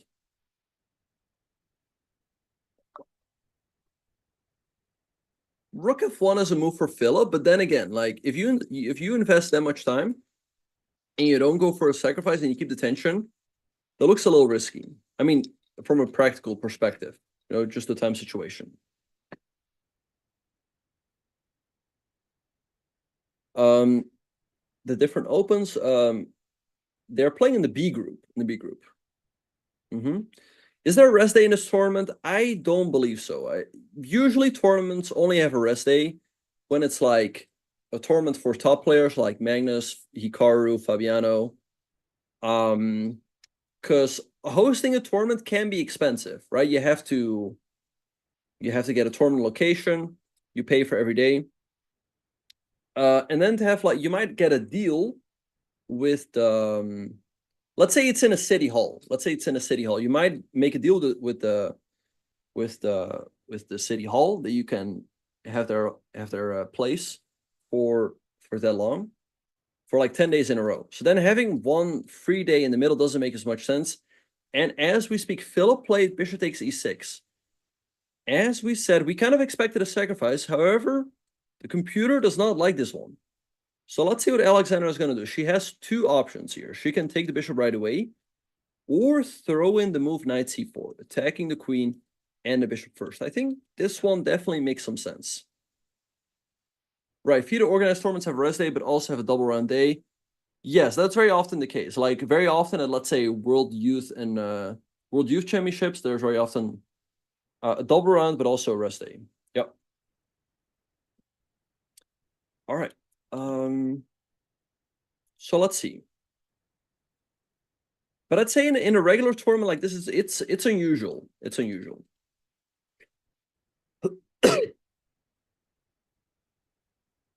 Can you eat during a match? Yes, absolutely. Because chess games, as you guys can see, can take a long time. So you want to stay energized during the round. But it is considered to be impolite to eat at the board. Usually, usually you should stand up from the board and then eat, especially if it's your opponent's move. Like let's say your opponent's move, he's thinking, and then you start eating, I don't know, something that very crunchy that might definitely distract the opponent. Yeah, bag of chips, for example. What if you have stockfish in the peanut you just ate? Hey, that's not a good idea. Anyway, let's see what's gonna happen. Alexander's thinking. I don't hear any beep. No. Have some Pringles and offer the opponent one too. Absolutely. Yep. You eat stockfish at the board. Nice, nice. All right. Okay, let's see what's gonna happen.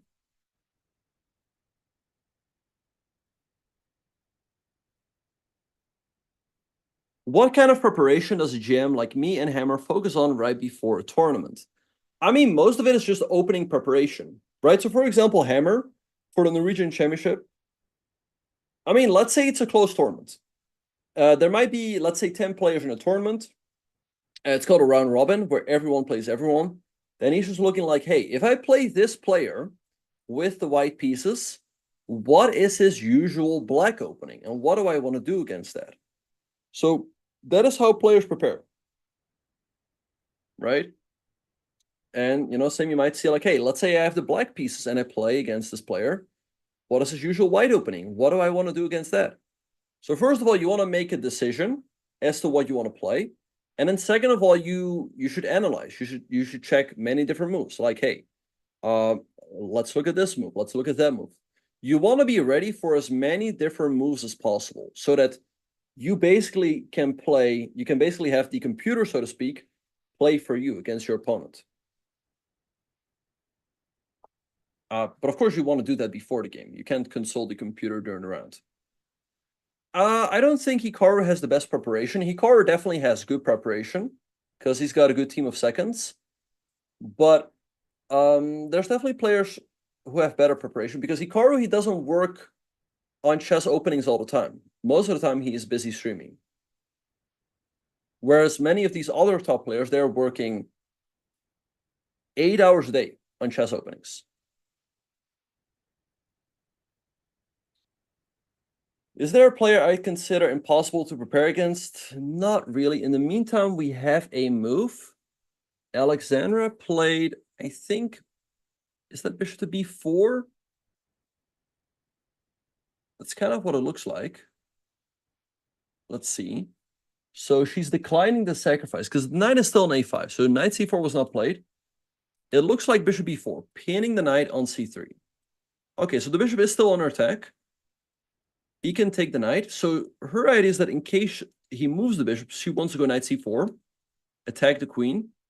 And as the queen moves, then maybe take here and force him to recapture the pawn. But he can take over here and keep an extra pawn with a healthy position. So let's see what's going to happen. At least Alexandra is keeping a big lead on the clock. She's up 15 minutes, 5-0. And Philip down to 25 minutes. He doesn't have that much time. He cannot take on d5. As she can take, and the knight is pinned to the queen. So I think taking the knight on d7 seems like a pretty safe option for now. Who's the most underrated chess player, in my opinion? I don't know. I'll leave that up to the chat. My next chess tournament is going to be the Dutch Championship, early July. I've actually never been a second, so I actually don't have any experience with that role. I mean, I've certainly helped friends a little bit prepare, but not like, a full-time second job. Anyway, let's see what's going to happen. In the meantime, Dominique is thinking as well. He's down to 42 minutes against an hour for Andrea. So let's see what's going to happen. So let's see. He has to make a decision. I don't think he's going to leave his bishop hanging for too long. I think he's probably going to take the knight on d7. He can also move the bishop back, but then probably knight c4 will come. And that's going to be a little bit annoying. So again, I think he's probably going to take the knight. Black recaptures, and then maybe a3 to get rid of this annoying pin. That's the move I expect. Take an a3. Because you don't want to give black the time to go knight c4, rook here. That being said, after takes a3, there is, let's say, knight c4, e3, and then something. I don't think this works. Maybe you take, maybe move the bishop back. I mean, the evil bar is giving white an advantage. I think that's definitely the case. But the main thing Alexandra has got going for herself here is the fact that she's up a lot of time. I mean, 52 minutes. And keep in mind that Philip needs to make another 27 moves to get the additional 30 minutes on the clock. She can also play knight c4, a nice intermezzo in case he takes on d7. That's an option as well. Anyway, Dominic has moved in the meantime. He played king to h1. So making sure that black cannot go bishop takes h3, as now the g-pawn is no longer pinned. So let's see what's going to happen here. I mean, f5 is maybe a move to try to activate the bishop and the rook. Still b6 makes a lot of sense. So that you can meet knight c4 with bishop a6, pinning the knight. That's a move I really like. Maybe bishop b6, knight c4 will be a little bit annoying. I think f5 might run into knight f4. Sorry, knight c4. I'm not very sure about that one, but again, to me, b6, knight c4, bishop a6 looks pretty good for black. So let's see what's going to happen. Anyway, Andrea also, by the way, up 20 minutes on the clock. So I think she's having the best chances right now because she has an advantage both on the clock and on the board. For Alexander, she has a big edge on the clock, but on the board, it seems that Philip is ahead. But, you know, if he gets into time pressure, he might ruin it all. That can happen. Dominic is 12 years old and Philip is 18 years old. It's a good question, Leak.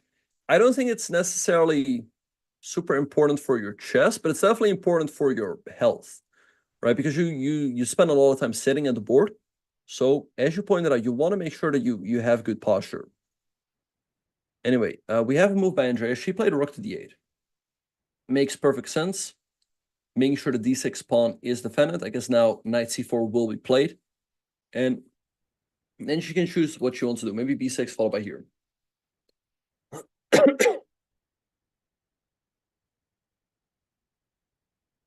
It's called a rook, not a tower. What move are we on in Alexander's game? 13 moves have been played. So again, Philip he's playing with fire here. He's getting pretty low on time. He definitely needs to speed up. And again, I think he's just going to take on d7 and then play a move like a3. He does take on d7, the move we expected. And now I do expect Alexander to just recapture with the queen.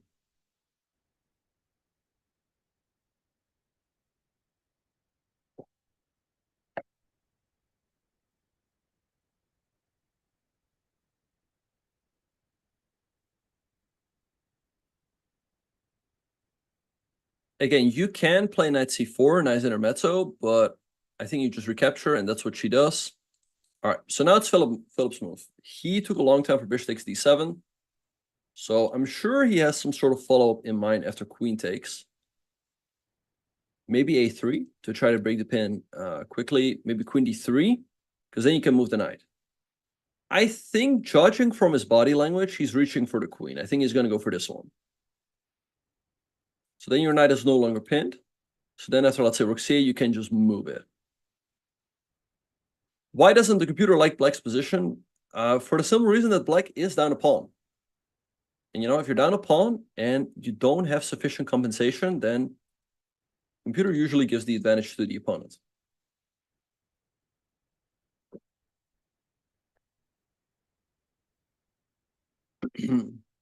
How many left-handed GMs are there? Good question. I don't know. I mean, I would just do the math. I would say, like, hey, how many left-handed people are there in general? Let's see. How many people are left-handed?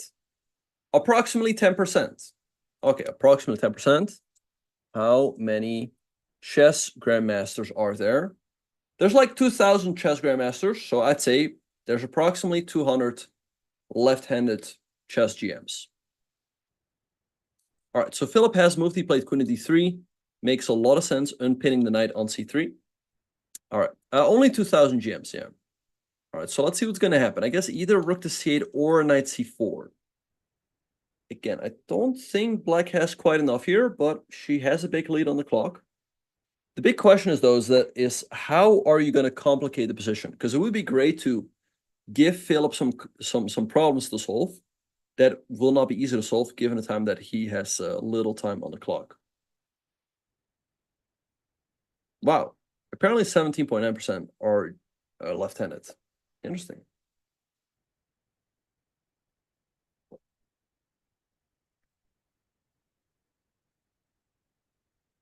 All right, anyway, let's see what's going to happen.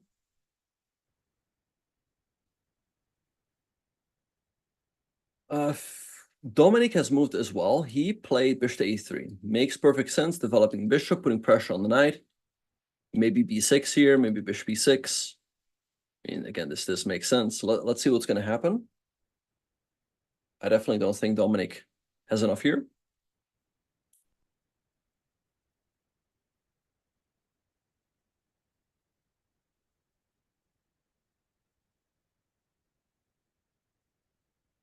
All right.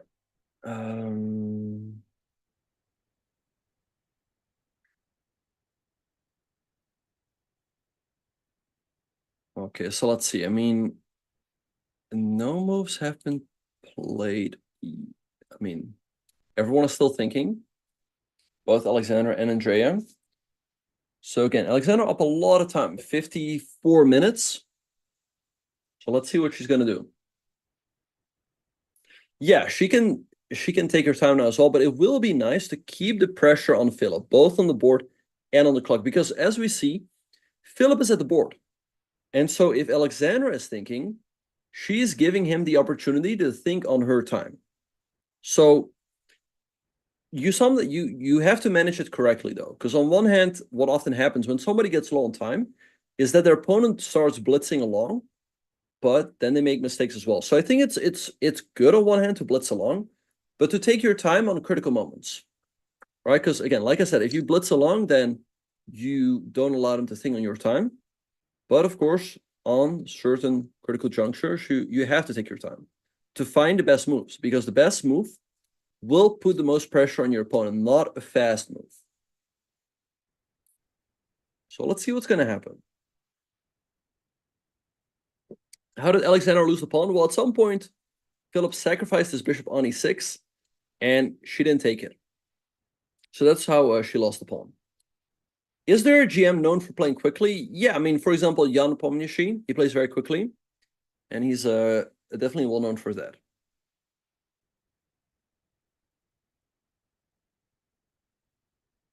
Anyway, let's see what's going to happen. Vishy also definitely in his younger years, yeah, also played very quickly. All right, knight c4 makes perfect sense. Rook to c8. I don't know what Philip's online rating is. I mean, I can have a look for you guys if I can find him. Let's see. Does he play on chess.com? Let's have a look. So his name.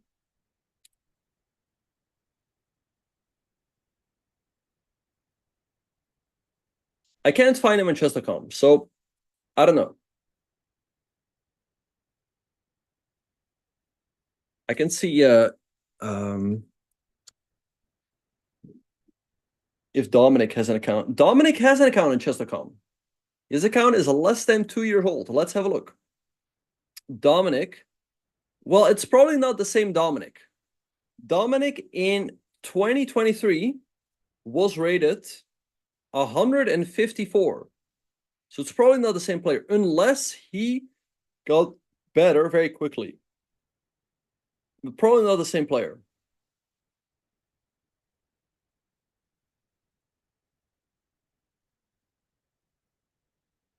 Anyway. Dominic Vasiluk, yeah. Quite a run for Dominic, exactly. All right, anyway, we have a move. Alexandra played, it looks like queen to c8. Okay, so she goes queen c8, putting pressure on the knight, and she wants to go bishop a6, activating the bishop and putting pressure on the queen. So let's see what Philip is going to do. He can, of course, always place a knight on b5 to block off this diagonal. Again, maybe something like a3, forcing the bishop to make a decision. Let's see what's going to happen. I mean, again, objectively, Philip definitely has the advantage here, but he's getting low on time. 20 minutes is not a lot, and he needs to make another 25 moves to reach the time control. How can you apply for FIDE rating? By playing in a FIDE tournament, then usually automatically you'll get a FIDE rating.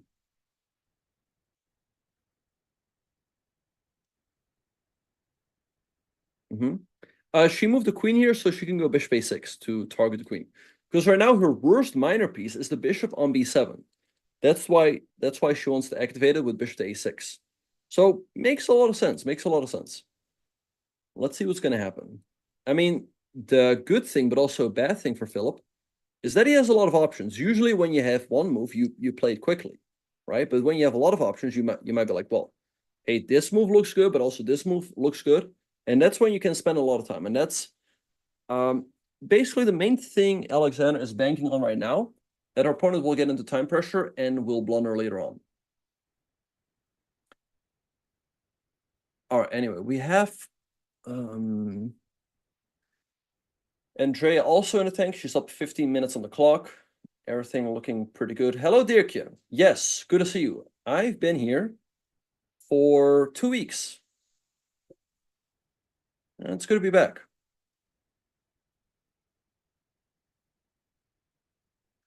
Clock is delayed, yeah, but I'm sure it will catch up quickly.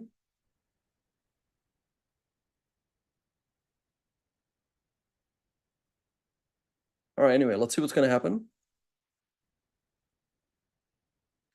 Yeah, I mean, most players say like, oh, I struggle in the middle game. Well, I've got news for you. Everyone struggles in the middle game because the middle game, just by definition, is the most complicated part of the game. Because the opening, you either know or you don't. The end game is usually rather simplified. And so the most difficult moment of the game is the middle game. Because there's a lot of pieces on the board, a lot of tension, a lot to calculate, a lot of different plans and ideas. So that's where you will see players make the most mistakes. Anyway, Philip is still thinking. He's getting down to 17 minutes, as far as I can see, which again is not a whole lot of time. He has less than a minute per move. Queen f5 would offer a queen shape, but it would allow black to get the pawn back.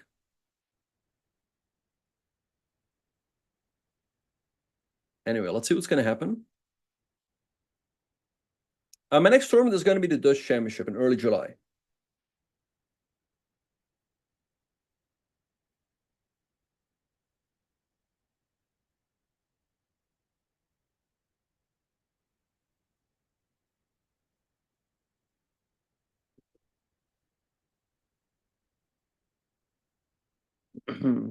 Thank you, Dirk. Appreciate it. Anyway, we have a move by Philip. I think he played pawn 2. No, did he? He played something. He played bishop to d2. Bishop to d2, adding some support to the knight on c3. Okay, so let's see. Will bishop a6 be played attacking the queen? I guess now the queen can move over to a square like f3. And then all of a sudden the pawn on d5 is pretty weak, as he's attacking it multiple times, and then it won't be defended as much. Alexandra played knight to c4, activating the knight, putting pressure on the bishop. Okay, so she's definitely keeping up the pressure on the clock. Why is Alexandra playing versus rank 1? Because she is tied for second place. That's how chess pairings work. All right, so Philip reaching for a piece already.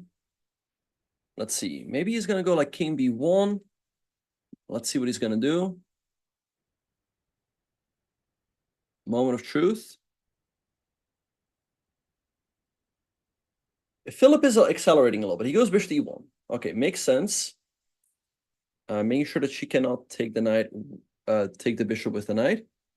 Because again, bishop a6. I mean, you have to calculate this, but also there's queen f3.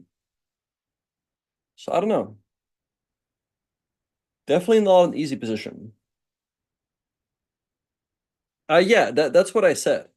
That I found a Dominic Vasiluk on chess.com, but I don't think it's the same player. Or he improved a lot in a short time span. My day's been going pretty well so far. Anyway, let's see what's going on. Philip, by the way, Philip down to 16 minutes and 47 seconds. He is picking up the pace, but, you know, he has to watch out. He might get into time pressure very soon. And Andrea up 10 minutes on the clock. So the time situation is both on good boards, but Alexandra, she is down a pawn. I'm a better rapper than Hammer. I have not rapped. I don't know if I will rap.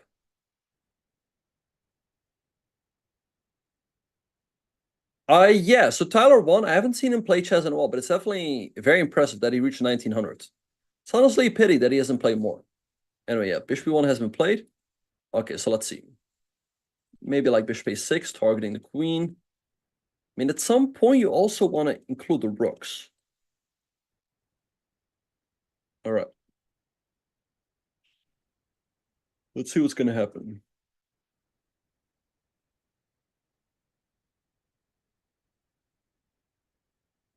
He might have another account. He might have an anonymous account. Yeah. How old is Dominic? Dominic is 12 years old. Philip is 18 years old. I mean, Dominic is born in 2012 and Philip born in 2006. So I might be off by a year, but just to give you guys an idea. Hammer got pissed at Chad yesterday and had to pull books out to scold us. Why would he get mad at you guys? I never get mad.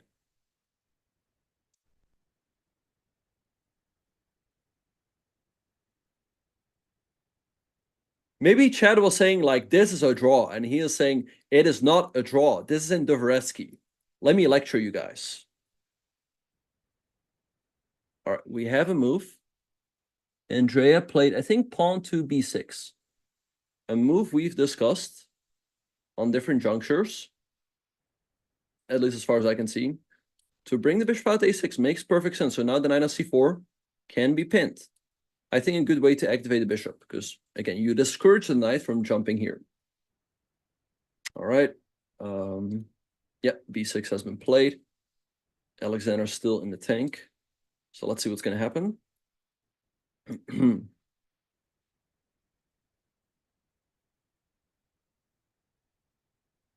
You told him also draw 2.5 hours before. Oh, anyway, let's see what's going to happen. I mean, maybe what happened is that maybe at one point it was a draw, but it was very difficult to hold it. And maybe the chat was saying like, oh, this is an easy draw. And he is like, it is absolutely not. This might be a draw with perfect play, but it's very difficult to find. Maybe something like that happened. Who knows? Anyway, let's see what Alexander is going to do. B6, nice move by Andrea.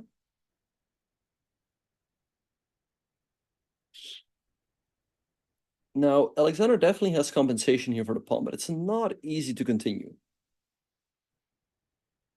There were rooks involved. I think overall it's good to play quickly, because then you see what your intuition tells you. And if you make a mistake, you know, at least you know where intuitively you're making mistakes, and so you can adjust them. However, maybe she should have taken a little bit longer after the bishop sacrifice. Because, okay, if you don't take it, you are just down a pawn.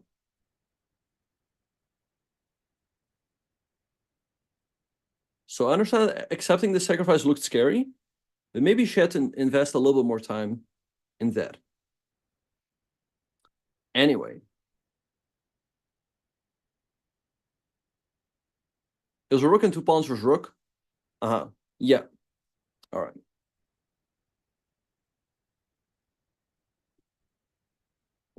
Anyway, let's see what's going to happen.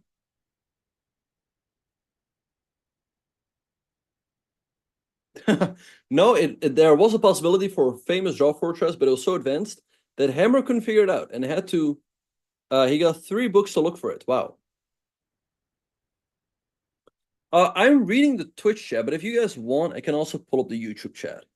Because the great thing is that these days, you can stream on Twitch and YouTube at the same time. For a long time, you couldn't. So it is great that these days you can. So let's have a look. Okay, anyway. What is the chat saying? Do you lose feeder rating if you don't play for too long? No, you don't. Okay, chat. You don't lose rating for being inactive. However, you will get, you will be marked as inactive. And so you're not ranked in the world ranking. The substitute teacher doesn't usually get mad. I never get mad. Bach looks cute today. Thank you. Hi, Ben. If you're looking here, hello, Richie. Anyway. Hello, Mr. Gobbleton in the YouTube chat. Good to see you. Anyway. Okay. What move is Alexander on? Philip has made 17 moves. And so now it's Alexander's 18 moves, but she has moved. She played rook to d8. Okay, makes sense. Adding some support to the d5 pawn. Keeping the time pressure on Philip. It was down to 16 minutes. So let's see what he's going to do. Hello, W. Good to see you. Yeah, big time advantage. Up 15 minutes, 5-0 on the clock, as you guys can see. Philip needs to make another 23 moves to reach time control. Yeah, 23 moves. Hello, TG Heezy. Good to see you.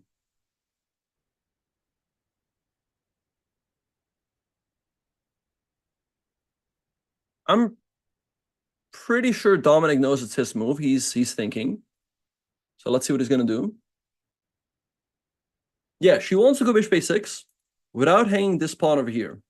But even if you go bishop a6, like white is gonna move the queen over, and it's not clear what happens after.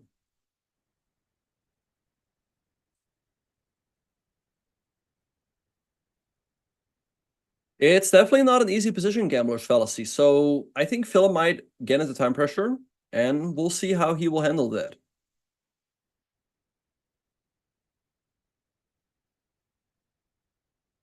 I've played against Magnus once at the World Rapid Championship in 2016, and I lost that game. And we've played a few games in Title Tuesday. We played 3 games in Title Tuesday. I never get mad. You haven't spent much time with this chat yet. Hey, I just don't get mad.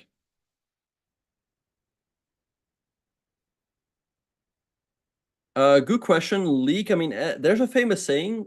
It goes like, there's no heroes in time pressure. Like, everyone makes mistakes. Hammer used to be a happy fellow. How tall am I? I'm like 7'2", I think, in like inches and feet. Of course, Dominic knows it's his turn. He's at the board, he's thinking. Exactly. Why let words get you mad? Exactly. Yep.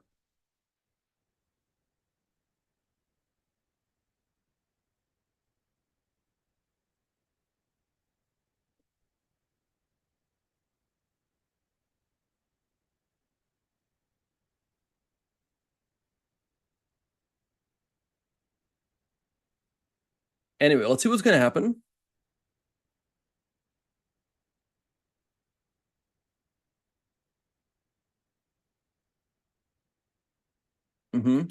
Yeah, no, 7-2. Yeah.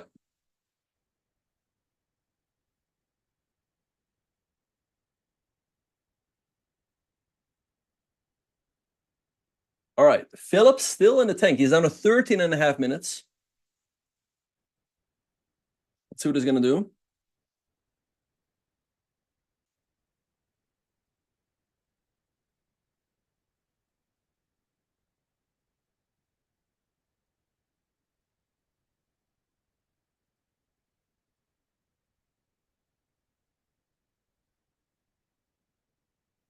All right. Dominic thinking as well. He's down to 31 minutes. I think especially Andrea's got a great chance to win because she's up 17 minutes on the clock, up a pawn on the board. Alexandra, I mean, she's down a pawn, but 12 minutes is really not a whole lot of time in this position. Yes, the criteria for a gem is the same for men and women. Yep. No, it's less than 1.3 minutes per move. I mean, maybe if you add in the increment, I don't know what the maths out to be. I guess if you add in the increment, yeah. Okay, so Philip played a rook to g1. Wow. That's quite a mysterious move to me. I don't know really what it does, but it also doesn't give black like an easy opportunity to do something. This tournament is 9 rounds. Indeed, Dirkje. 7-2 is the most impressive thing I've heard today. Thank you.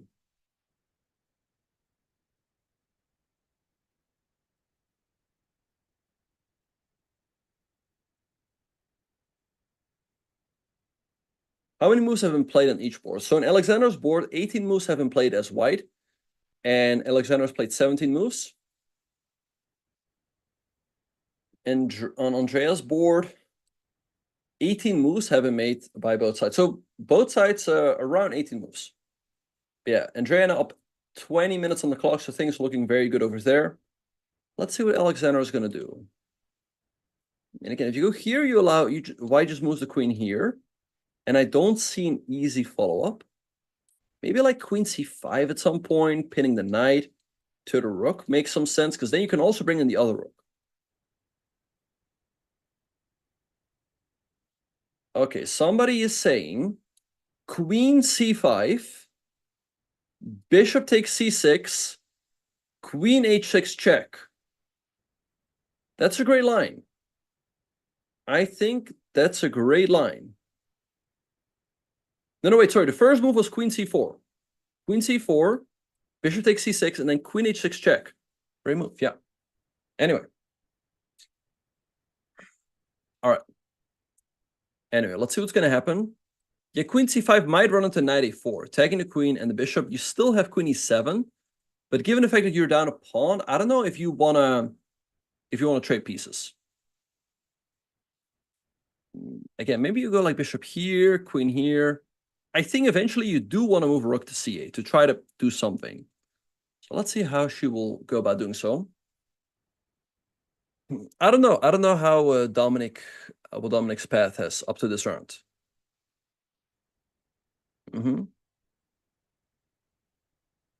What's Dominic doing? Taking his time. He's down to 20 minutes. Okay, to be fair, a5, a4, also an idea. But the drawback if you go a5 is that white can put a knight on b5, and then you can no longer kick that knight away with the pawn. Like you create an outpost for white.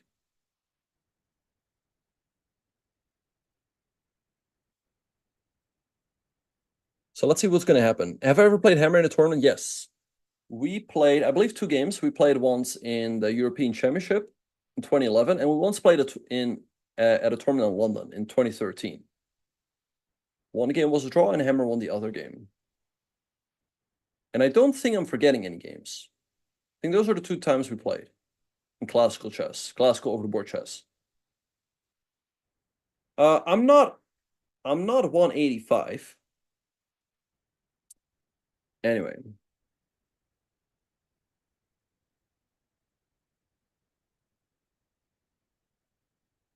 Okay, anyway, let's see what's going to happen.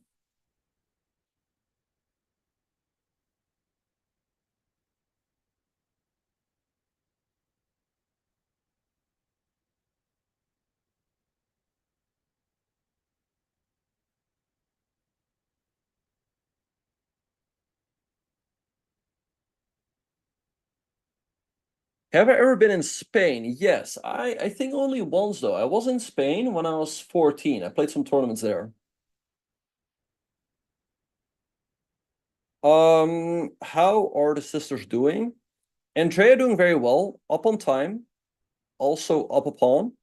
So she's got great chances. Alexandra, she is down a pawn, and she doesn't quite have enough compensation, but she's up a lot of time on the clock. She's up 50 minutes, 5-0. No, I'm not 172. No. I've never been to Portugal. No.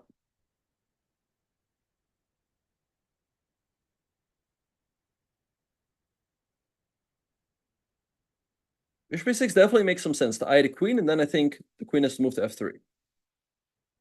Are you allowed to drink alcohol at these events? I don't know what the FIDE rules stipulate, but generally speaking, I don't think you're allowed to drink alcohol at the board.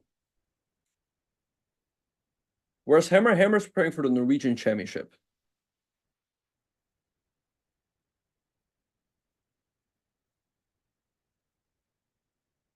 How many moves until Philip reaches move 40? 22 moves.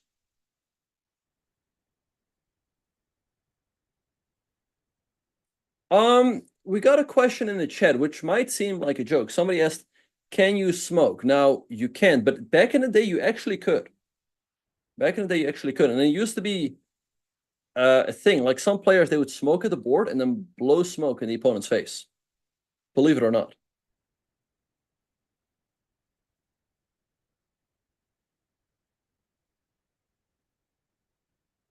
Yeah, that's some disrespect. Yeah. Anyway, let's see. We have a move by Alexandra. She played bishop back to f8. Okay. So she moved the bishop back. All right. Now, the thing for Philip is that he's up a pawn, but it's not like he can easily or quickly win this position. So the tension, remains, and he is getting low on time. He's already dropping below 12 minutes. So he really has to speed up. He needs to make his moves quickly. So let's see what he's going to do.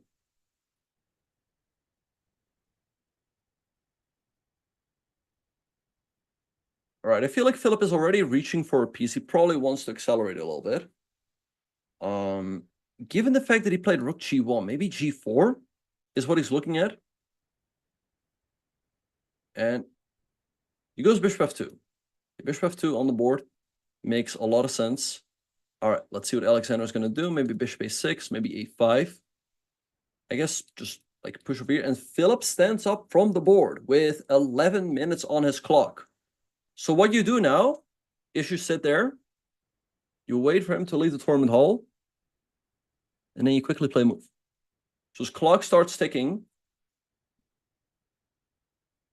And yeah, he gets even lower on time.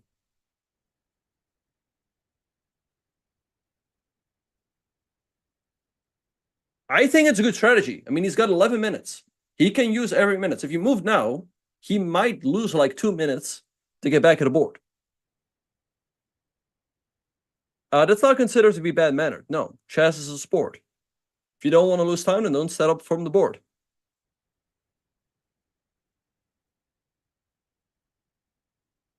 So let's see what she's going to do. Exactly, yeah.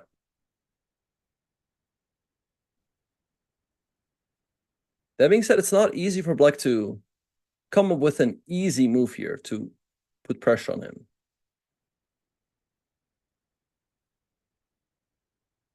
But yeah, I'd say it's not a bad idea to play something here, get his clock ticking as he's away from the board. She still has a big advantage on the clock, just under an hour against 11 minutes. Let's see what she will come up with.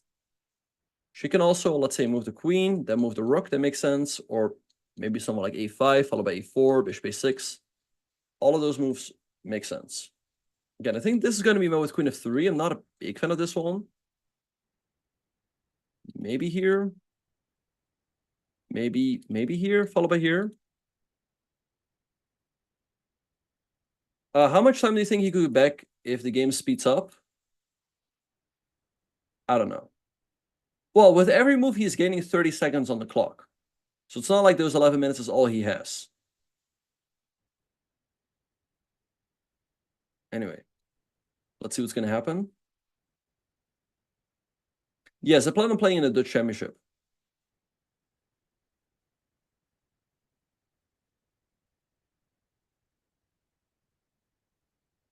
All right. All right, and yeah, a6 has been played. Okay, I think a good move. Preparing b5. I think just the most important thing is that a move was played while Philip was away from the board. As we'll see, he's taking some time to get back. Like his clock is ticking. And, you know, ideally, she would have, let's say, played it right away. Oh, he's already getting back. So I guess he was just standing up. Guess he wasn't too far. All right, let's see. So she just wants to go b5, maybe b4 after. It's not going to be that easy to do much with Black, but okay, just try something. Keep the pressure on your opponent as he's getting low on time. So 11 minutes for Philip. Let's see what he's going to do. In the meantime, Dominic moved. No, he hasn't. Dominic's still thinking. Dominic getting pretty low on time as well. He's got 20 minutes for another 22 moves. Geary is not playing, no. Thank you. Appreciate it. It's always a lot of fun to commentate, whether it's classical or blitz or bullet chess.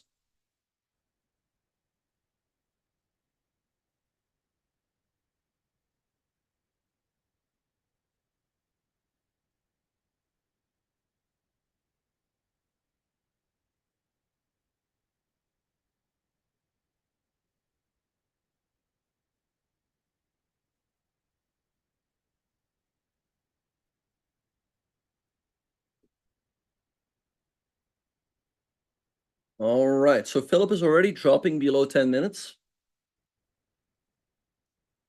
That's a good thing. Okay, so let's see what he's going to do. Again, I think given the fact that Alex is up so much time on the clock, she definitely has chances.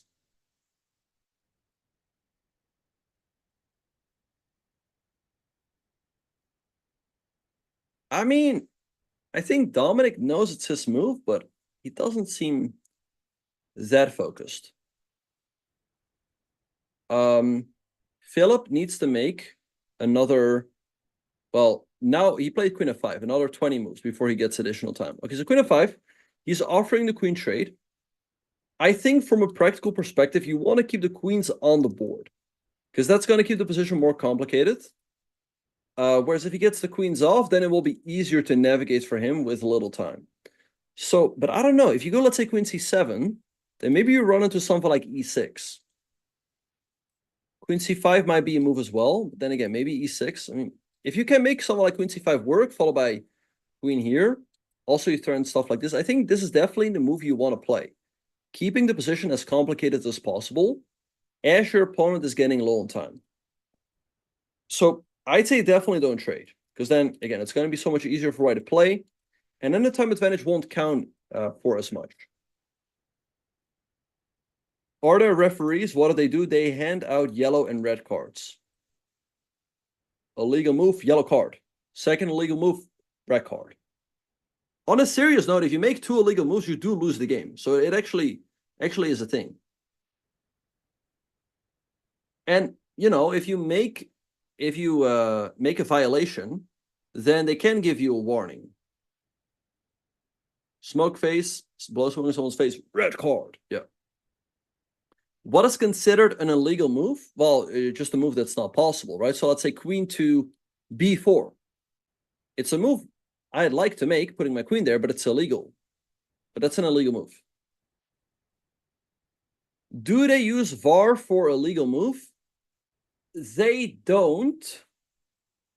They don't. Anyway, a move has been played. Queen c7 has been played. Okay. Good move. Keeping the queens on the board. I liked queen c5 a little bit better, a little bit more active, trying to go to the b4 square. All right. Let's see. Maybe now e6 for Philip. Makes sense. To try to open up the position. Have I ever played offside in a game? It happens all the time. Happens all the time. It's so annoying. I think like, oh, I'm going to win this game. And then, you know, you see the referee offside. Yeah. Yeah. Anyway. Yeah, no, I'd say like being up on time is a form of compensation. Yeah. Anyway, let's see what's going to happen. Dominic down to like 9 or 8 minutes. Really not a whole lot of time in this position. Which, do I play football? I like, well, depends if you mean football or soccer. I have played a little bit of football though, like throwing the ball around. Okay, but I understand, like some people, they might call American football, they might call it football.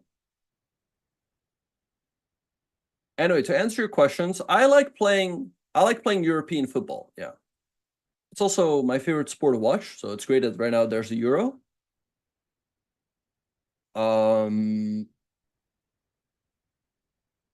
And I have played a little bit of American football, but it's not really my thing. It doesn't come intuitive to me how you have to throw the ball. Well, I guess I know a little bit now that you have to spin it. Like you have to hold it in the middle and then spin it as you throw it. Are the Dutch still in it? Absolutely. We lost yesterday, but we move on to the round of 16. Yeah, they're through. They're through to the next round.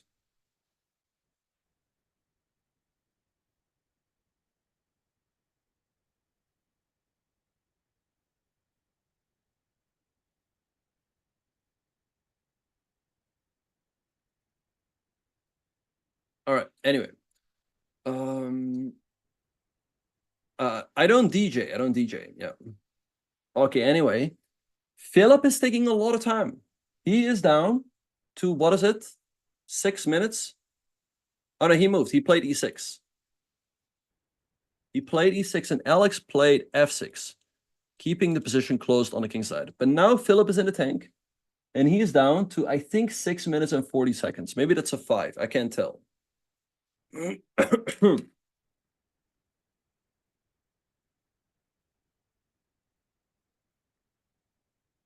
Who do I think is the favorite to win the Euros at the moment?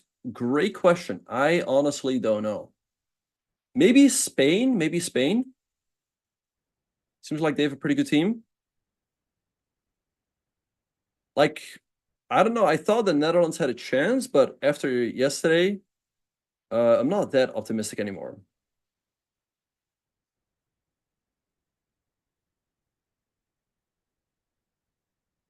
Where should Dominic move?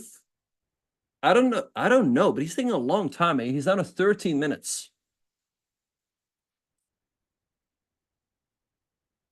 He needs to speed up. Let's see what he's going to do.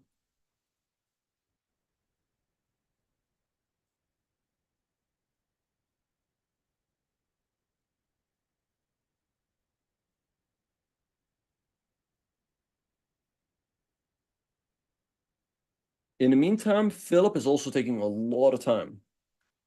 He might be looking for something decisive, which I don't think it exists quite yet.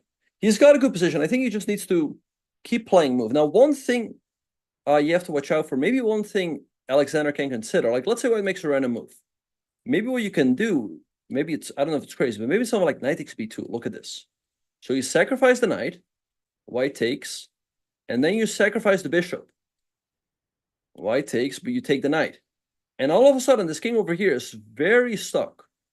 White can go knight b3 to block. Because if you go king a4, this is leading to checkmate. This is not good.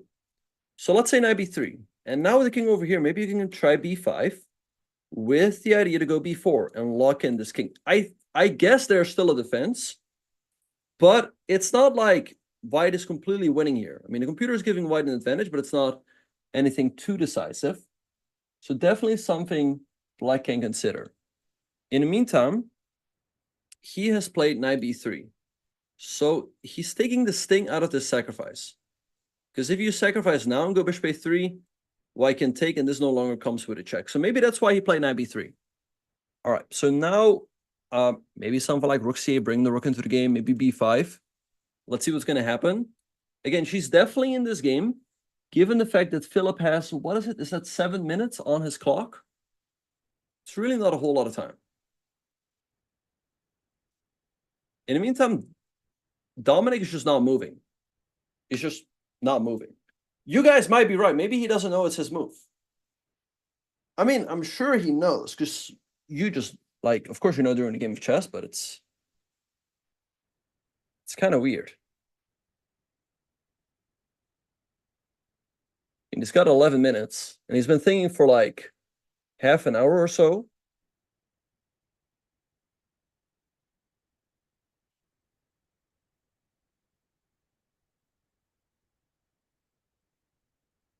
Chad is thinking they don't. Chad thinks he doesn't know. Interesting. All right. In the meantime, by the way, Philip is he has 7 minutes on his clock. Okay, not a whole lot of time, but no critical time pressure. I mean, it's not down to 30 seconds. You know, it still has a few minutes on his clock, but it's not a whole lot. So if Alexander can complicate the position, keep the pressure on him, she's got a good chance to win. Okay.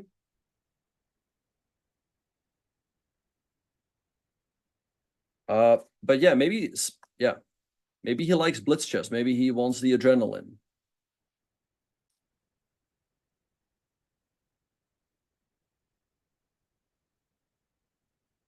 Okay, so Dominic probably realizes he needs to make a move. I mean, it's not easy to come up with a good move here, because he's developed all of his pieces. Like knight c4 runs into bishop a6. So it's not easy to come up with a good plan. But of course, at some point you have to make a move, keep the game going, because the more time he spends, the more he's worsening his chances.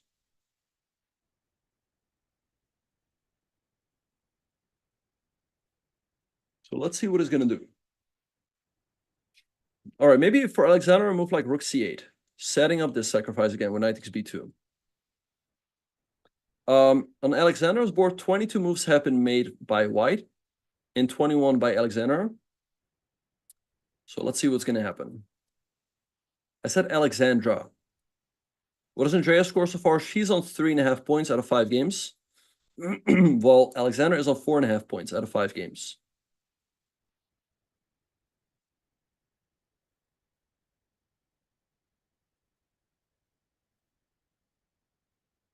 Okay. Yeah, they're up a lot of time. They're up a lot of time.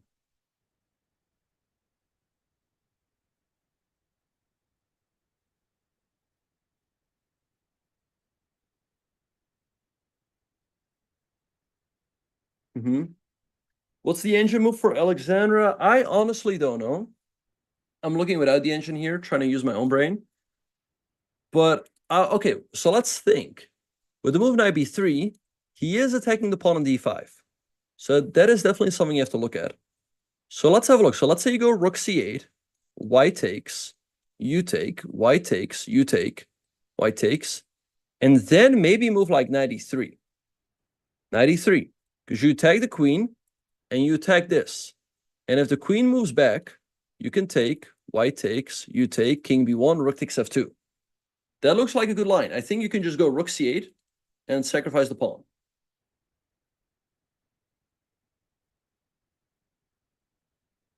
Yep.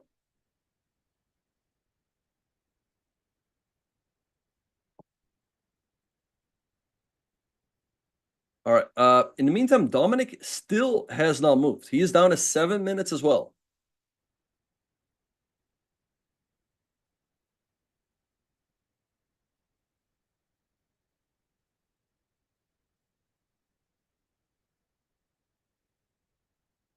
Yeah, I don't know. It's really a little bit confusing about Dominic that he's not focused, but anyway.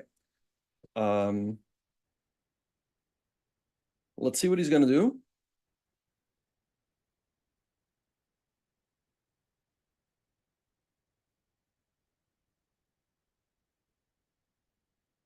Dominic's still thinking. Down to 7 minutes. Both their opponents are down to 7 minutes, with Alexander having a little bit more time.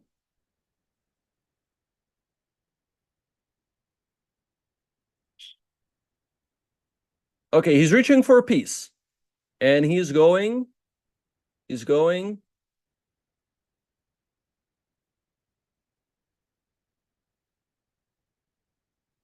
That could be a thing. Maybe he's more nervous, knowing that he if he knows the game is streamed. Okay, he goes knight to b3. All right, so challenging the knight on c5. Okay, let's see. Maybe now again, bishop a6, attacking the queen.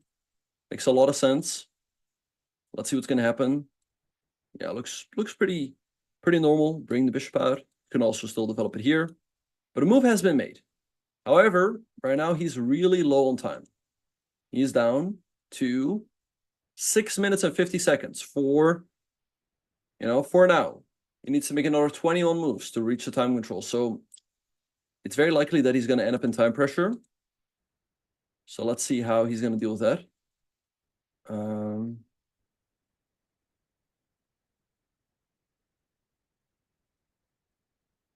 All right.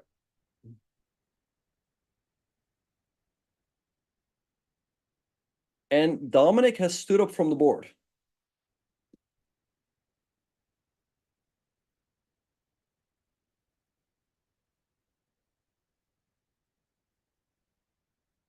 So maybe same thing for Andrea. Maybe she just needs to make a move and get his clock ticking as he's away.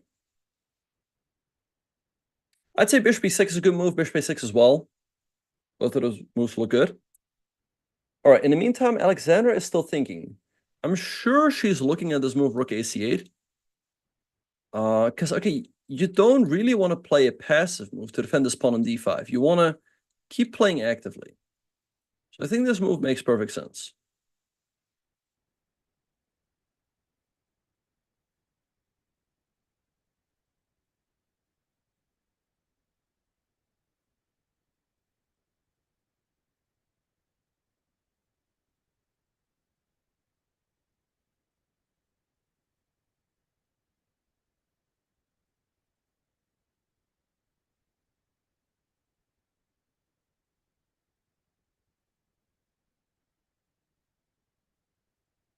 Okay. Still, both Alexandra and Andrea are thinking. So let's see what they will come up with.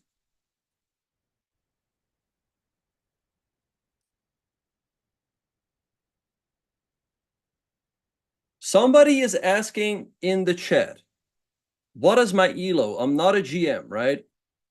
There's GM like right underneath. The disrespect. The disrespect. I read the YouTube chat and someone's asking like, hey, you're not a GM, right? Like,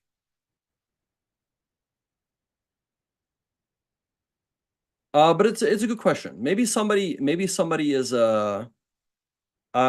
I guess yeah, maybe they agreed. Maybe players are agreeing before the tournament that they can be streamed, broadcasted.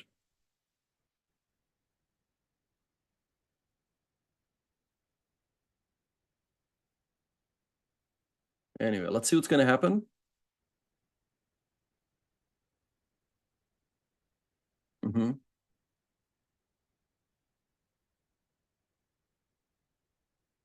All right. I don't know. They probably didn't have it in the regulations, but I think the tournament organizers, of course, they like exposure. And of course, having two of the biggest content creators stream their tournament is great for them. So I don't think, let's say, somebody can deny them to stream the games.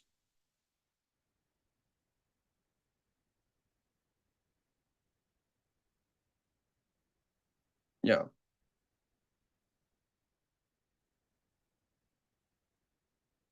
I don't think it's unfair. I don't think it's unfair. I understand it might be perhaps a little uncomfortable, like it might be unusual, but on the other hand, it is something you kind of have to deal with in a way.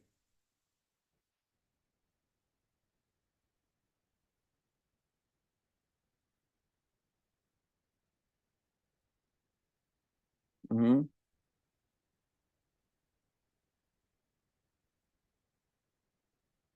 Oh, really? Anna.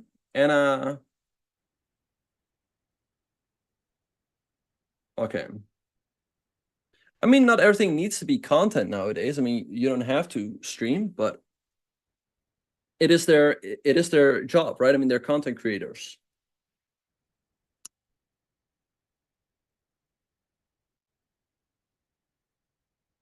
Alexander does not have a free pawn in b2 because white can take.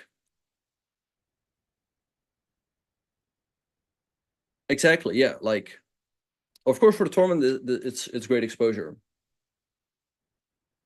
I don't know, leak. Anyway, let's see what's gonna happen.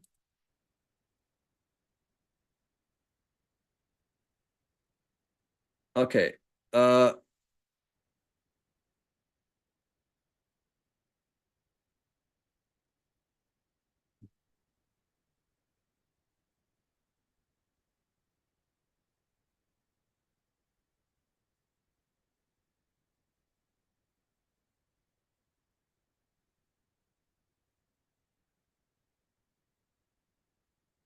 All right. So okay, Alexander did play a rook c8, good move. Threatening knight takes b2, which is why Philip played bishop to d4, strengthening the knight on c3. But right now, he's not putting as much pressure on the pawn on d5. Okay, so let's see what Alexander will do here. Maybe like bishop b4, putting more pressure on the knight. b5, b4 also makes sense. All right, if she can complicate the game, she definitely has chances here because she has a 40-minute advantage on the clock. Not as much as before, but still quite a hefty advantage. Philip definitely is accelerating here. Yeah, but still 7 minutes. If your opponent is asking tough questions, is not easy. Okay, in the meantime, Dominic, he has decided to sit on his knees at the board. Like he's sitting on his not sitting in the usual way, it looks like. Andrea has played bishop to a6. Attacking the queen on e2. So I guess queen e3 looks very logical here. And then maybe like rook c8 or something. Again, white really does not have enough compensation. And that is the big risk you take by playing a gambit. Right? So you might get some activity in the beginning, but if your opponent plays well, then you might not get enough compensation in the long run.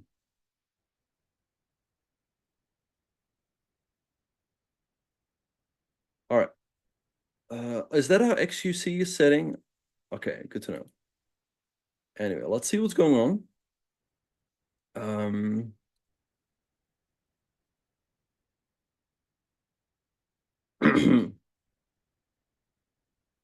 Dominic is 12 years old, or maybe 11. I don't know. He's born in 2012, depending on whether he had a birthday yet. Good question, Xatrix. Good question. I mean, I would say, given the fact that Alexander's up so much time, her chances really are not bad. I like bishop e4, activating bishop. Okay, so we have a move. Dominic played queen to f3. So stepping the queen out of the way. All right, now let's see. Maybe rook c8, maybe like knight a4, although knight a4 is a little risky. So I'd say maybe just rook c8. Bring the rook into the game.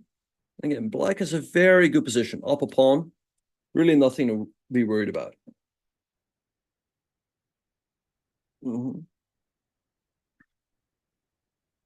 I became a GM when I was 18.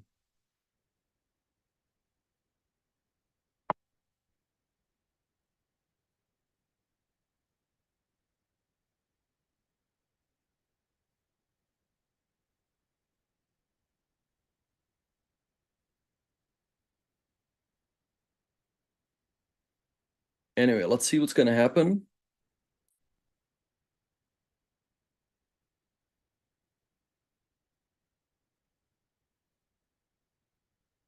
No, actually, the game with which I became a GM was a draw. Very funny. Anyway, Andrea played bishop to b7. Makes perfect sense. Putting some pressure on the pawn on e4. Okay, so let's see what Dominic is going to do. He can take, but like just recaptures. Maybe double up the rooks. Also makes sense. But at any rate, it's just a good position for Andrea, and she's up on time and up a pawn. So what more can you ask for? The game that made me GM was definitely not perfect. I was just down 2 pawns without much compensation, but I managed to find my way back and get a draw.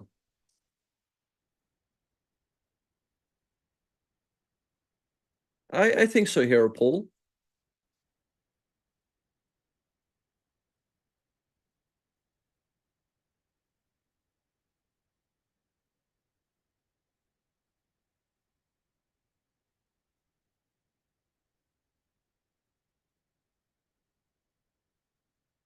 How many women GMs? I honestly don't know.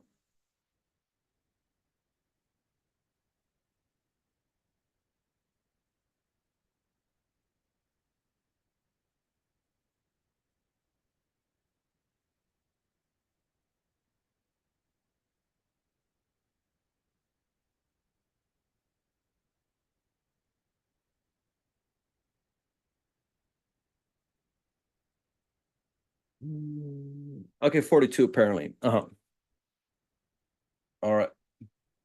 Dominic's still thinking.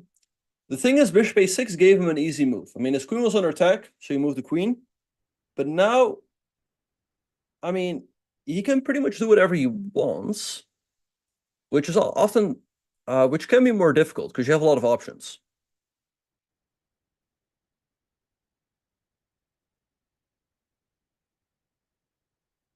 I will not be commentating tomorrow. I don't know who will commentate then. I didn't see the article. No.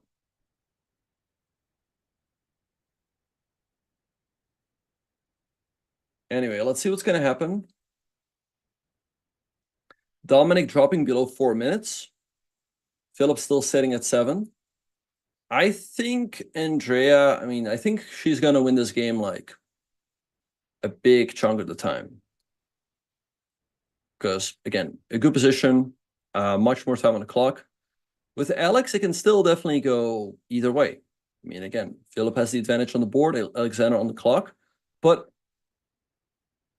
Alexander's definitely fought back on the board. Like, Philip's advantage is not as significant as it was before. There's definitely chances for black. In Alexander's game, 23 moves have been played as white, by white, and Dominic has played, I think, around the same. He has played 20 moves, so he needs to make another 20 moves to reach the time control, and he only has 3 minutes. Is my glass half full or half empty? Right now, my glass is empty. Anyway. I don't know, there's increment right now, but they will only get an additional 30 minutes on the clock after move 40.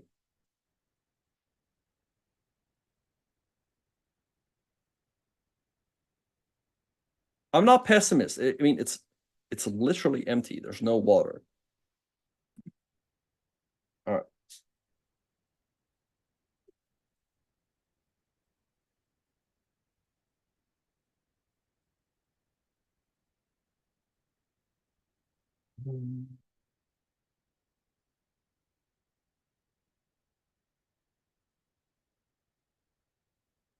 Anyway, let's see what's going to happen.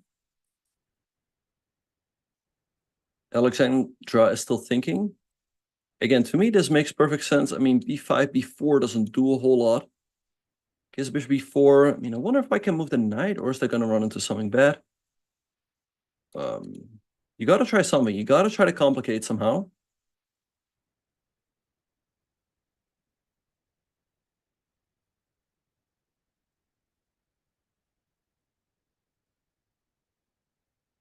So let's see what Alexandra is going to do. She still has a lot of time, 30 minutes. So let's see what she's going to play.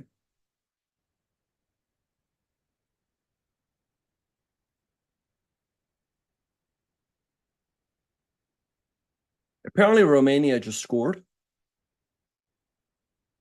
as the chat is saying. Okay.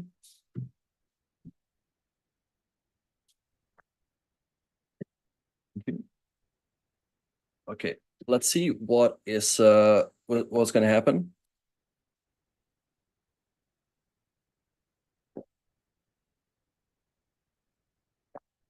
But now the glass is full.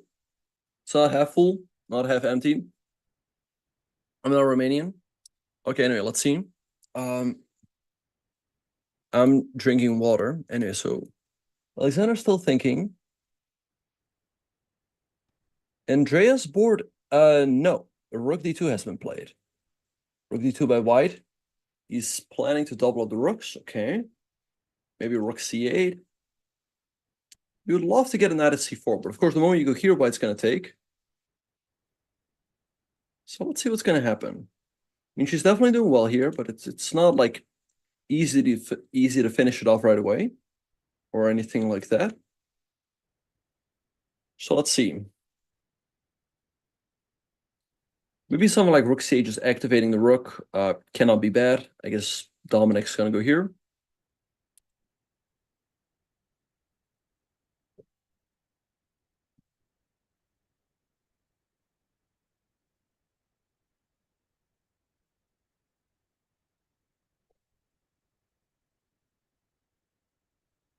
King e6. King e6 looks like an illegal move. But, you know, if you can get the king there, it would be a nice move, yeah.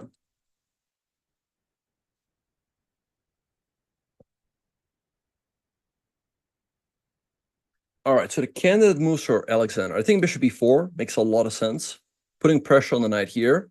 I think b5 makes sense. I think a5 makes sense. Maybe knight d6 attacking the queen. And then maybe repositioning the knight on e4. But your knight is already on a good square. Again, it would be great to activate this bishop somehow, but I think that's more or less impossible for the time being. So again, I like this one. Bishop b4, putting pressure on the knight. And then maybe if here, then maybe again like a5, bishop a6 is an idea.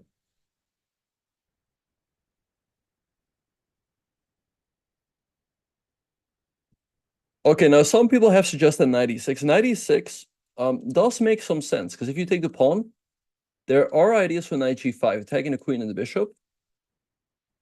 It's not clear if it actually loses a pawn. Well, let's see what is and Dominic is gone once again with 3 minutes on the clock. So maybe it's not a bad idea for Andrea to make a move here and just get her opponent's time ticking.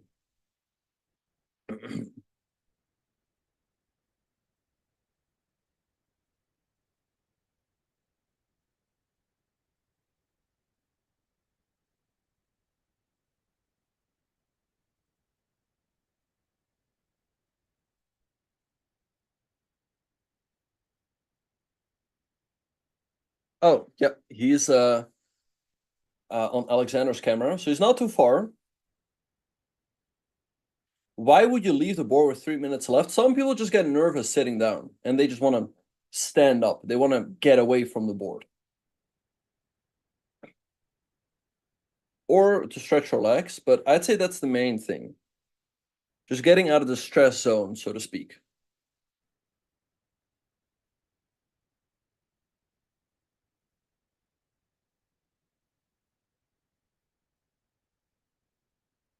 I would rather lose on time than by position. Well, either way, you lose the game. And if you leave yourself no time, then you're guaranteed to lose. Anyway.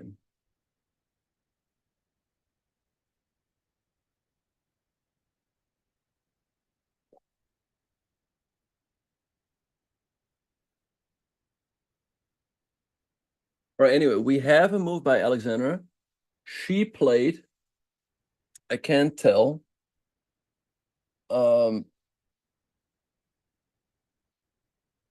Wait, what was the move?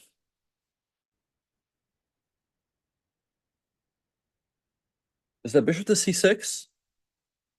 Or rookie? I guess maybe rook e8.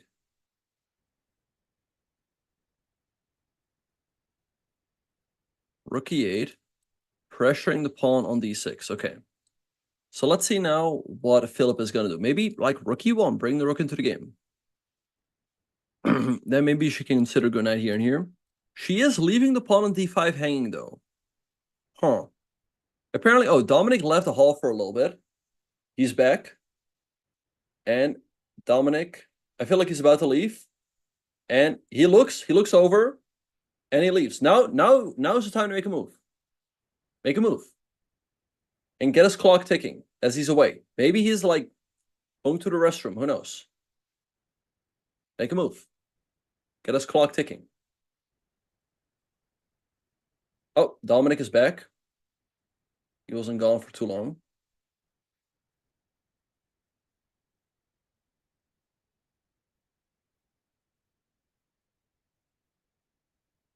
That's not considered to be bad sportsmanship. Just part of the game. All right, anyway, let's see what's going on. In the meantime, Philip is still thinking he's dropping below 6 minutes. Knight takes d5, probably too risky as black can take. And then knight e3, again, hitting the queen, and c2. You don't really want to go into that. But to me, something like rook e1 looks pretty safe. Just bring another piece into the game, strengthening that pawn on e6. Maybe what Alexander wants to do is go like knight e6, attack the queen, position the knight on e4 to cut off the defense of the pawn on e6. Or like, let's say knight d6, then f5, and then knight e4. But it might not be that easy to achieve. But I guess for now, knight d6 is kind of a threat. Because you don't really want to move the queen back this way. You want to keep it more centralized. So that is why, to me, rook e1 makes a lot of sense. Maybe then she wants to go bishop e4 to actually pin the knight. That might be her idea. Philip getting down to 5 minutes. No, they only get the extra 30 minutes on move 40. And right now, Philip is on move 23. He needs to make another 17 moves. And Dominic has played like 21 moves. Let me check. Dominic has played 21 moves. So another 19 moves for him until he gets the extra 30 minutes.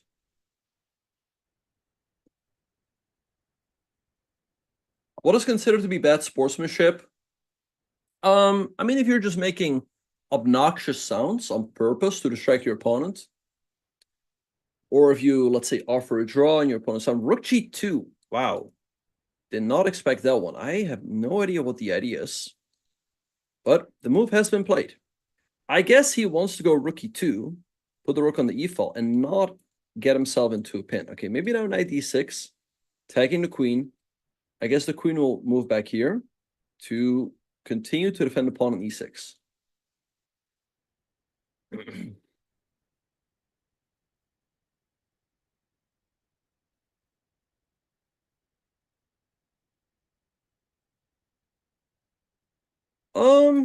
I mean, I think rook g2 is fine.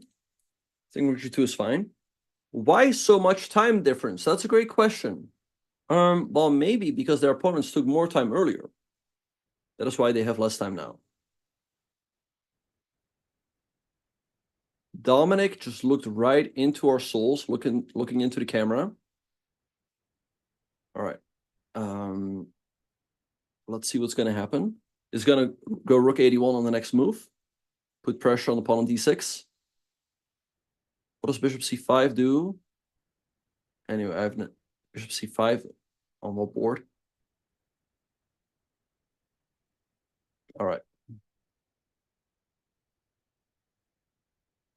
Hello, pawn on trail. Pause on trail. Yeah, Dominic knows that you guys are talking about him. He's like, hey, why are you guys, talking about me all the time?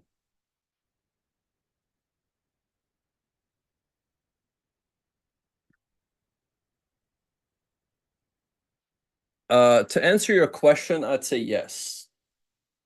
But yeah. I've never won Title Tuesday. Unfortunately not. No. In the meantime, Philip is down to 4.5 minutes. He needs to make another 16 moves. So let's see how Alexander can try to complicate here. Knight d6 definitely makes sense. Dominic, he's probably around the same score as Andrea, probably 3.5 points as well, I would assume. Because usually you play against people who have the same or around the same points as you have.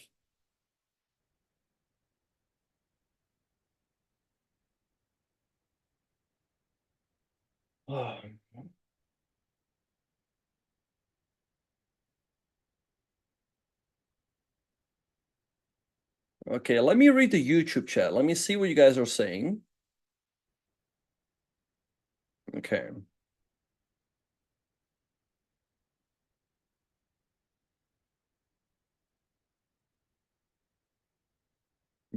Yeah, somebody's making a good point in the chat. Because of the increment, it is indeed unlikely that you flag, but you are more likely to blunder.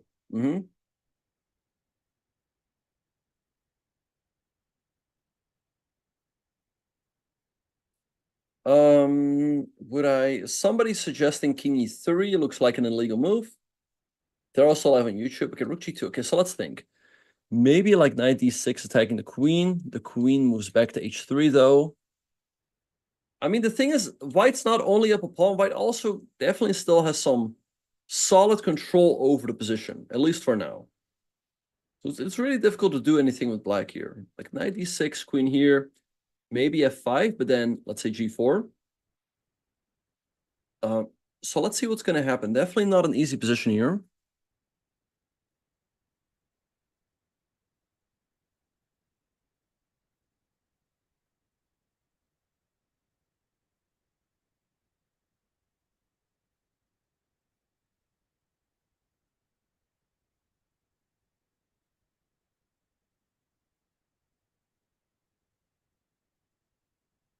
Andrea can play knight a5, but it would allow her opponent to take the knight on a5 and double her pawns, so I'm not a humongous fan of that move.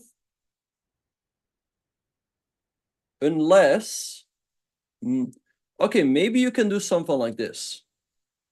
Maybe you can do something like this. Like knight a5, white takes, you take an e4, an intermezzo, hitting the queen. White takes, you take.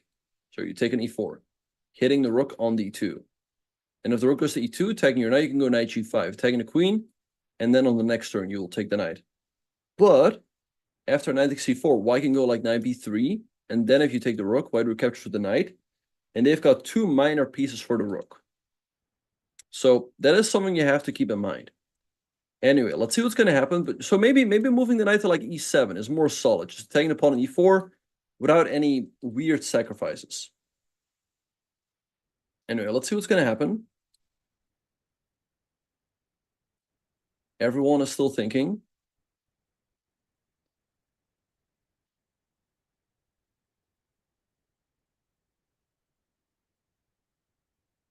A new GM, we can ask how the knights move. I have no idea how the knight moves. Yeah.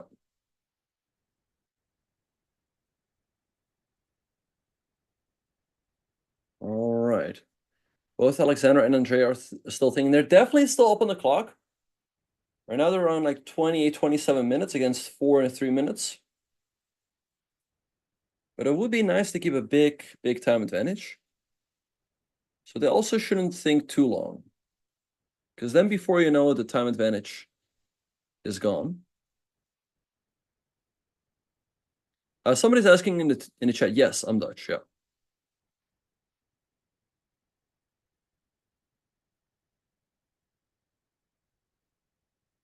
Good question. I don't know, Trigger. How long has chess been around? I don't know. It's been around since forever. Okay, Alexander made a move. She played, I want to say queen c6. And that is probably why her opponent quickly played rook e2 to defend the pawn. I mean, it's a little bit annoying that Philip is speeding up here. He is playing his moves a lot quicker now because he realizes, like, hey, I need to build up some time on the clock with the increment. And he doesn't want to get down to like his final minute, as then, you know, you can always panic or whatever. Of course, 4 minutes is not a whole lot, but again, it's definitely more comfortable than having a minute, 30 seconds on your clock.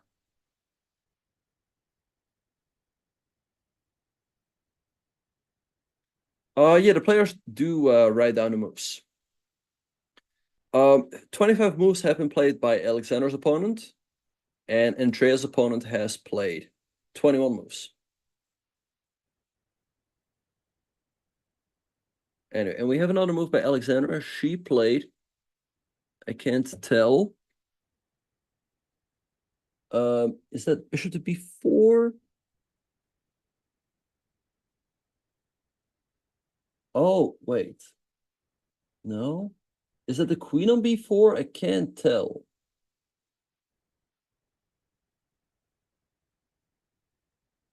Or is that the bishop? I want to say bishop to b4, putting pressure on the knight. Let me check. Yeah, bishop to b4. Okay, putting pressure on the knight. Okay, so 4 minutes for Philip. 4 minutes for him to figure it out. She wants to go knight takes b2 and take on c3. All right, so let's see what white should do. Maybe just queen back, adding some support to the c3 knight. But then maybe you go like a5 and bishop a6 to try to do something. Oh, no, wait. Queen d3 hangs this. You don't want to do that. Okay, then, I mean, maybe objectively, as the computer's pointing out, maybe bishop b4 is not the best move. But it's not easy for white to deal with as his clock is ticking down. Like before, he was making easy moves to improve his position. Now he actually needs to calculate. He needs to worry about a knight sack on b2. What do you do about it? Maybe like rook d3. Okay. Again, queen d3 hangs this pawn over here. So there's real problems for white to figure out here. And he's only got 3 minutes to do so. He's already reaching for a piece. Let's see. 25 moves have been made in Alexander's game. So Philip doesn't have a whole lot of time. He still needs to make a lot of moves to reach time control. Let's see how he will try to do so.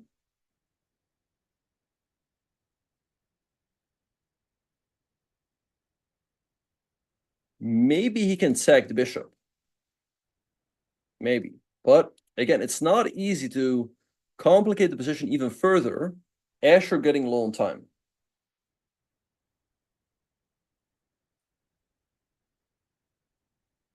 He needs to make another 15 moves to get more time. And he's got 2.5 minutes on his clock. That's not a whole lot of time. Let's see what he will do. Yeah, like, let's say you have, like, I don't know, 20 minutes on the clock. You can take some time here, then maybe go for the sacrifice. But with 2 minutes, it's really not easy. I don't think any of their opponents are going to get flagged, but we might see them make mistakes. Okay, Philip is getting down, is getting below 2 minutes.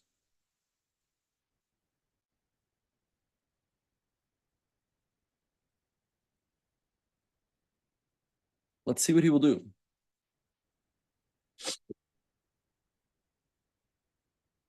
This is starting to look scary for him, given the time situation.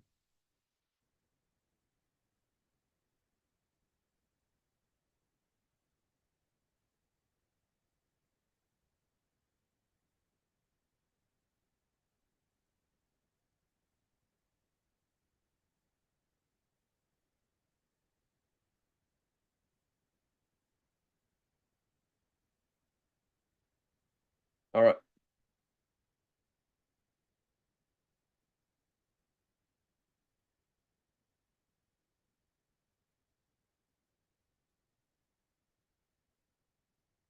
Okay, he's getting down to a minute. A minute for Philip. Time is ticking. Again, he's in real-time pressure. Maybe bishop takes f6 is the move, but is he going to go for it with little time? I don't know. I don't think so. He goes, wow, he goes for it. Bishop takes f6 on the board. Wow. Okay. So he is sacrificing yet another bishop. Wow. Aha, but if you take, there's knight takes d5. Attacking this, that looks really scary. How do you deal with this? I don't know. I honestly don't know what you do here. Because if you take the knight first, white takes here. So it might be a good move. Maybe knight takes b2. Going for a counterplay. Does it work though? I don't know. Maybe white can take here. You take. I don't know. Maybe knight takes b2. Maybe knight takes b2. Let's see. But again, white's going to take here, I guess. Or if you do this, white can also move the bishop because he's threatening check and mate. Also, if you take here, I mean, queen g5 is a move. Threatening mate. Rook f8 is a move, but white just takes and defends the bishop. So take, maybe bishop back, but it's a little bit sad. Or sag, as you guys like to say. I mean, then white can, let's say, take and get like a lot of pawns. Andrea taking a lot of time here. She's dropping below 20 minutes. All right, so maybe to take here. I guess I don't have BTTV installed on this computer because I don't see the frogs coming through.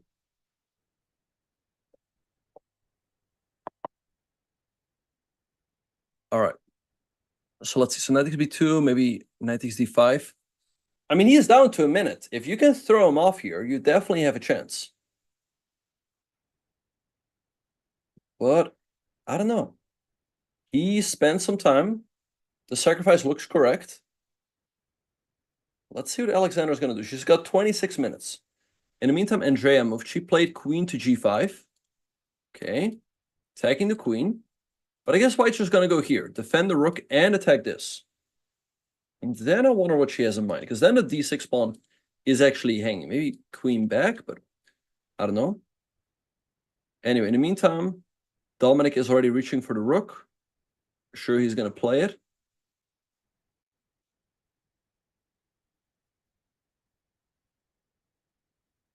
Yeah, it's an automatic win if your opponent runs out of time. Okay, he played rook 81. Makes perfect sense. Bring the rook into the game, defending the other one. And putting more pressure over here. Maybe queen e7 to defend. Let's see. What's the minimum ELO required to enter this tournament? I do not know. Okay, she played queen e7. Okay, so bring the queen back. Defending the pawn on d6. All right, so now let's see what Dominic is going to do. Andrea's still a very, very clean pawn. But the game goes on. Okay, Alexandra, she's thinking 25 minutes on the clock. Yes, unless your opponent has insufficient checkmating material, then it is a draw. Yep, absolutely. How does one become a GM? You need 2,500 rating, and you need 3 GM norms. You can miss one move, but generally after like a second move has been made, you have to write. You have to write down.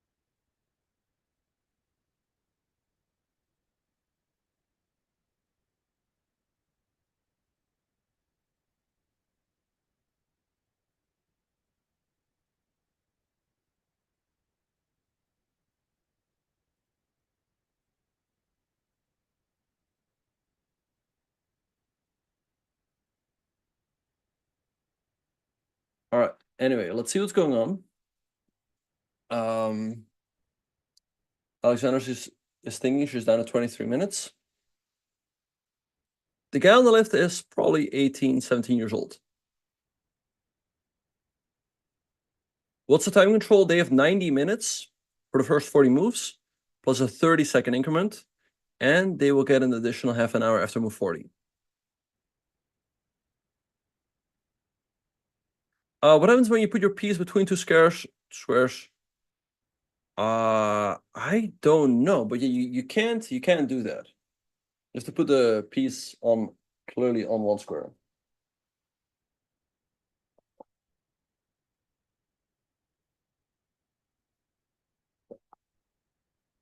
I don't know. Taking the bishop and then knight takes d5 looks really scary. Andrea played the Sicilian, and Alexander played the French. By the way, Andrea's opponent down to what? 5 seconds. 4, 3, 2. He moved with 2 seconds, and he played knight c1. Okay.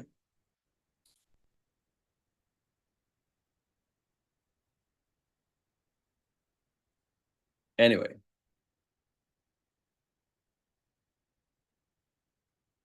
Okay, maybe now is a great time to go knight a5. Knight a5 and go to c4. That looks like a nice plan, and that might also cause him some trouble, especially now that he's getting low on time. I really like this move, because finally you're making some improvements in a position. I think like with 32 seconds on the clock, this is very difficult to deal with. So I like this move, knight a5. Try to go here, and just wish your opponent good luck.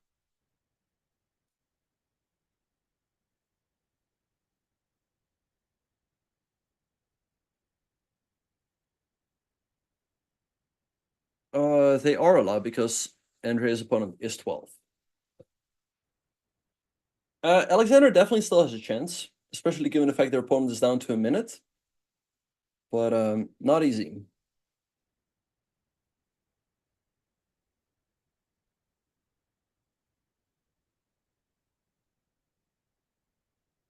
Good question, spin match. Maybe they do need some sort of permission. I honestly don't know. I've never brought a camera myself to a game, so I don't know how all of that works. Anyway, so it seems like Andrea played knight a5, nice move. The knight's headed to c4, and again, I think this is where Dominic is going to collapse.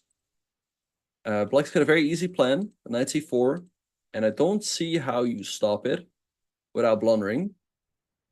And he's got 10 seconds. 10 seconds on his clock. 8, 7, 6, 5. Okay, wait. He lost on time. Well, that's what you get.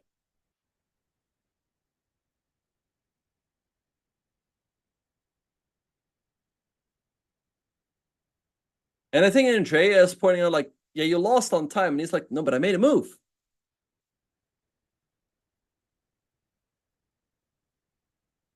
Like, you lost on time. All right, so it seems like Andrea won. Good stuff. Yeah, again, knight a5. Yeah, I called it. I said he's gonna collapse, and that's what he did right here. I mean, difficult to defend, especially with low time. And so nice win for Andrea. She moves to 4.5 out of 6. In the meantime, wow, we have more moves in Alexandra's game. I think she took the bishop. Knight takes d5, bishop e7. Takes. All of this happened. Okay, so queen takes f6, I guess now. Looks scary, and that's what Philip does. Attacking the rook. Okay, maybe a rook e8, but then f5? I don't know. Not easy to complicate here.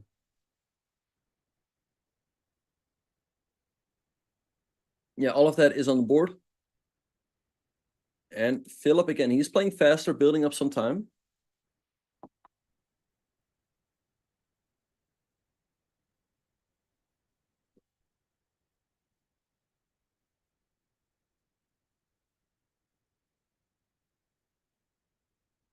All right. Okay, so let's Let's see what's going to happen in Alexander's game. She has 20 minutes against 1 minute for Philip. But it seems like the position is winning for Philip. But let's see if Alexander can fight back. Anything can still happen here. She is up a piece. But he does have 4 pawns. And definitely the safer king. He lost on time. Yeah, so this is what happens. He lost on time. And then he made his move. So the clock actually said 30 minutes and 30 seconds. So whenever his time would expire, he would get 30 minutes on his clock. That's where the 30 minutes come from. And he just made his move. But he just made it 1 second too late.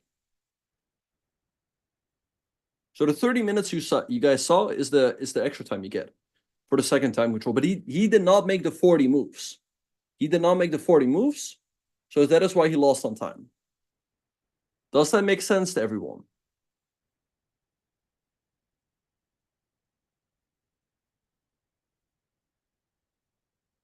Yep. Seems fair. Yep. Okay. Makes sense to everyone. Okay. Yep, clock. Indeed. You lost because of the clock. Yep, clock. Yeah. People are like, oh, I don't understand. And then somebody's like, yep, clock. Oh, now I do understand. Yep, clock. Yeah, yep, clock. Okay, yeah. Right. He would have had 31 seconds, but indeed he had 30 minutes and 30 seconds because he did not make the time control. Had he played 40 moves, then he would have actually had those extra 30 minutes on the clock. Anyway, we see here that Alexander's opponent has 1 minute and 43 seconds against 18 minutes for Alexandra. But I don't know. The rook is under attack. The king is very weak. So not an easy position at all. All right, we see in the back Andrea, grabbing the camera.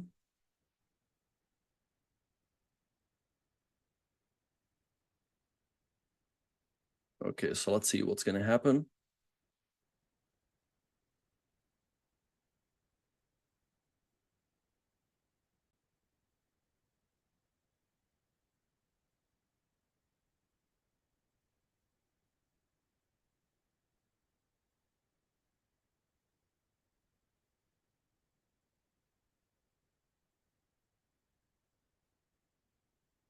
All right, anyway, let's see what's going to happen. I don't know, not an easy position at all. What counts as insufficient winning material? So either if you don't have any pieces at all, or if you have, let's say, a bishop or a knight. Like a king and a bishop against the king is a draw. You cannot checkmate the king. Like you literally can't. So that is why it's a draw.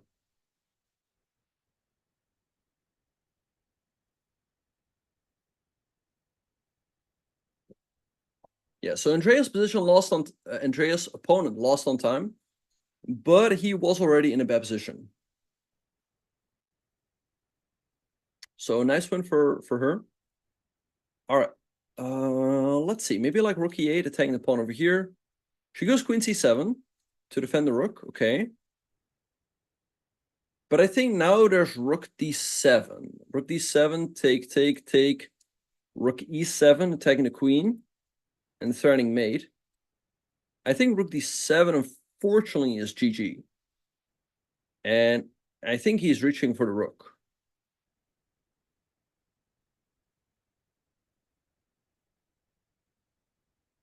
S chat is saying Manka S. Yeah, rook d7 on the board.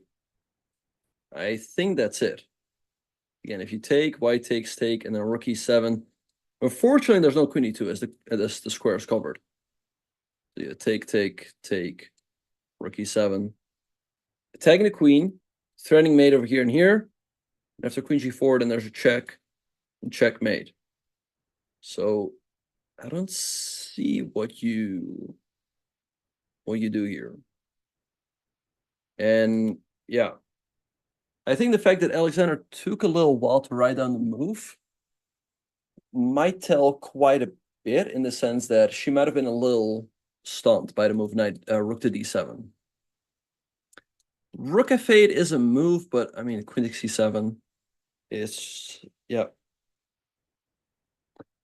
Yeah, no, tough game. I think overall Philip played pretty well. He played pretty well. He just played slow, which definitely gave us some hope. But I think overall he played well. I mean, it's not over yet. Yeah, no. Yeah, Andreas' game is already finished. That's a little more than 3 hours. And Alexander's game, I don't know, might come to an end soon. Thank you to Ilzena for the raid. Appreciate it. Welcome, everyone. For commentating on the games in Poland.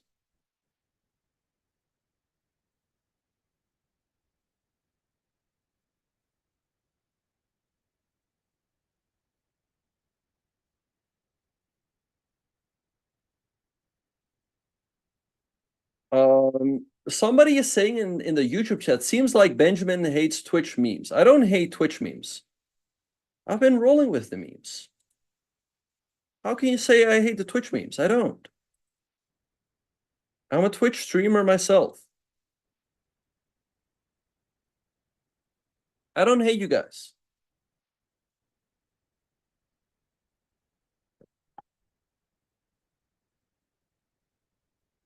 Yeah, but if you take and then rook a fade, I mean, you can first of all take rook e8 and queen, or rook e8 right away. There's really not much you can do here. Hammer likes Twitch memes. Anyway, let's see what's going to happen here.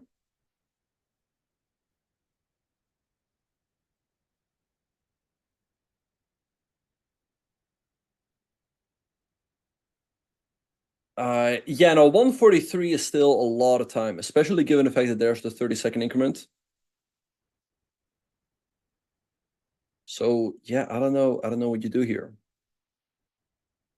I think it's just lost. Queen h1 unfortunately is an illegal move. If it would have been legal, then yeah, take. Queen h1 would have been great, but unfortunately you can't do that. Anyway, let's see what's gonna happen. So yeah, take, rook here. This looks winning. I don't know what you do here.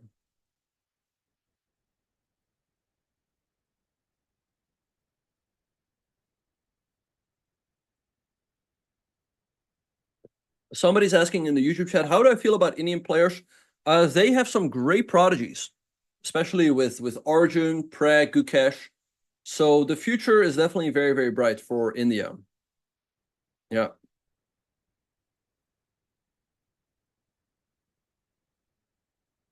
Yeah, tough game.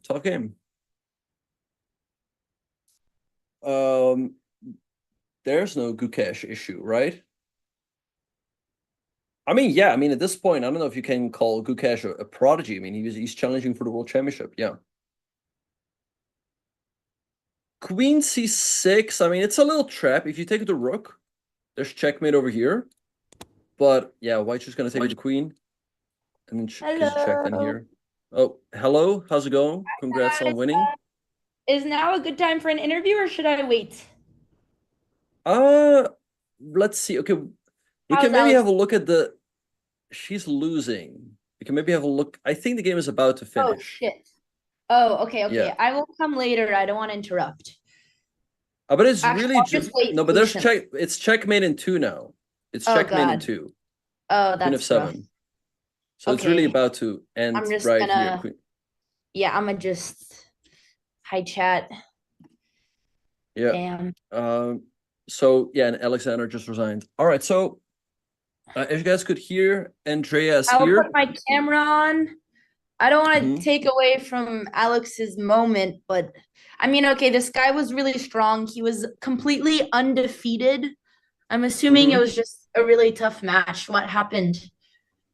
Yeah, he played really well. We can start from the beginning if you want. So it was a French, and at some point he sacrificed the bishop, and I think maybe Alexander should have just taken it, because after that it looked like he was just up a pawn for Yeah, not I was enough. looking here. I was so confused.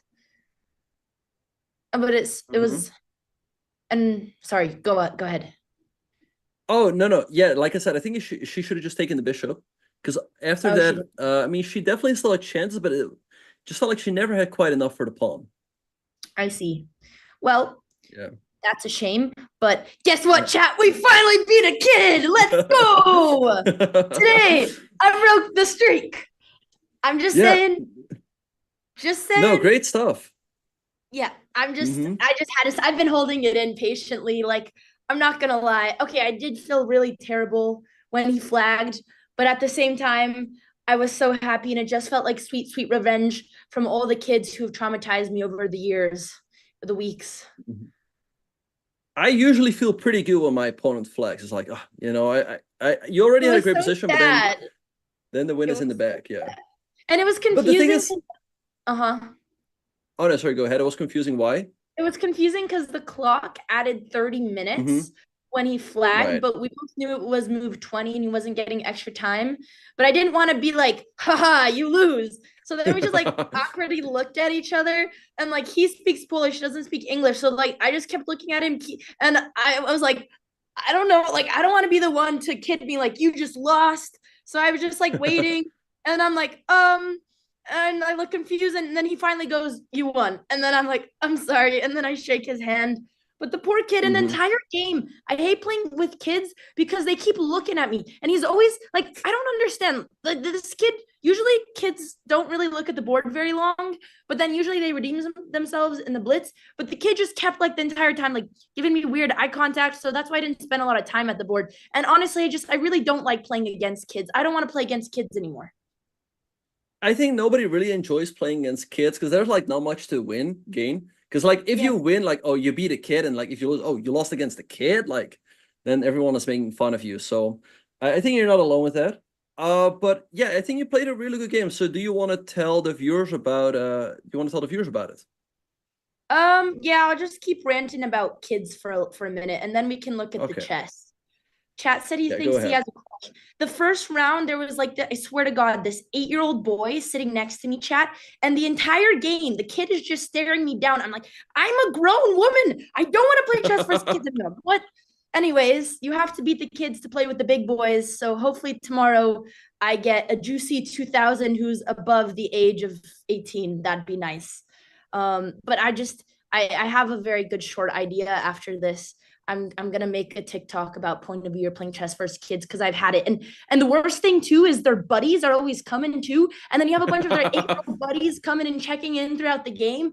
And it's so not fun. Even beating kids at chess is not satisfying. Like it's not fun to play them, and it's not fun to beat them, but losing to them is much worse. Yeah, no, for sure. Okay, we can talk. I mean, yeah, okay, we could talk about the game. I think it'd be good to know if there's like opening wise,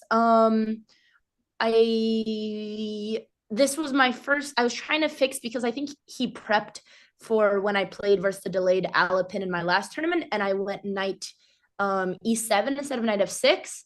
And I wasn't very familiar with this position, but I feel like d6 was the right move. Otherwise, there was a lot of threats, and then I just feel like I was better.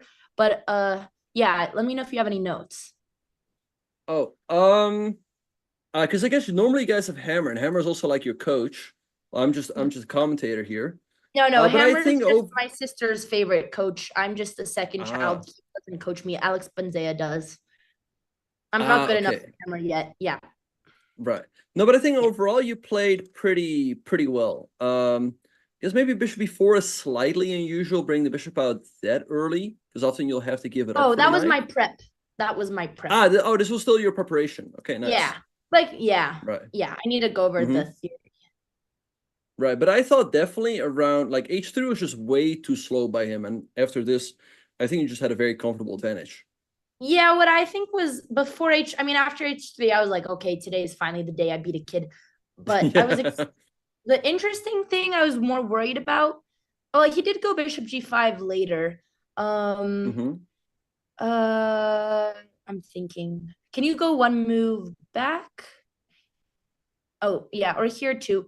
Yeah, okay, if he went to h4, my plan was maybe after h6. Wait, you mean here? h4. Yeah, I was thinking like, okay, if he keeps, oh yeah, this bishop c1 was also really bizarre. I don't know if I was supposed to take the knight earlier, But I think here my plan would have been like queen e7, knight d8, knight e6, knight f4. Because I was just thinking like, okay, here white's plan is to go knight d2 and try to push the f4 pawn and open the file and double my pawns. So I'm curious if that was correct. And I'm also curious if bishop c1 was correct for him. Bishop c1 definitely felt way too passive, because even if he gets the bishop out to a3, he's not doing much. I thought here maybe you can also go like queen a5 to just stop it altogether. Oh yeah. I felt like I obviously I saw queen a5, and then I decided not to go for it, and then I realized like I underestimated the attack that was coming. Maybe this was good because it just prevents it right away. It's kind of silly not to play this. I feel like it was kind of obvious. Right, but I think what you did was good as well. Knight d7 and then knight c5. And yeah, I mean, he had some. I mean, it definitely felt like he never had enough compensation. And I really liked b6. Maybe you can already play it here. So knight d2. Yeah. Queen g6 first wasn't good, just to provoke king h2. I think queen g6 was also fine, but maybe now he can, let's say, go queen e3, and so now after b6, the knight will not be pinned. Queen e3. Oh, I didn't consider queen e3. That's nice. I only thought king h2. I missed queen e3. Okay, that makes sense. But anyway, like you keep a big advantage here with black. Cool. No, that makes sense. Yeah, I mean, okay. I mean, I got pretty lucky. Like I was just kind of a pawn and he didn't have enough to attack. I think, yeah, queen a5 earlier and then missing queen e3. And then also, okay, I spent a lot of time when I went queen g5, queen e7. And that was when I decided, okay, I'm just gonna try to beat him on the clock. And I'm just gonna play solid because I really didn't have that many moves here. And like, yeah, I was kind of stuck here. Yeah, no, it makes sense because it feels like you have a great position, your upper pawn, but there's no easy way to finish it off or anything. So yeah, I think what you did is a very valid strategy, because he pretty much just self-destructed after queen e7. Like knight c1 just made your job a lot easier. The kid had 2 minutes, but let's say okay, I was expecting okay, queen g5, rook d1, queen e7, and then he didn't have to bring his knight back. He could have just stalled with like queen e3, and then maybe I would have went rook c8. And now I'm just like, okay, where do we go from here? Like, what is black's plan? Yeah, I honestly also don't know. It's not that easy to improve the position. But yeah, this is sometimes like what low-rated players or especially kids do. For them it's more difficult to sit, and they might self-destruct with a move like that. Yeah, but let's say it was like a classical player. Like, what would be your strategy to beat them here? Or to just, I guess, push and stall? You would just shuffle your pieces around? Like, I move king f8, f6, maybe not f6.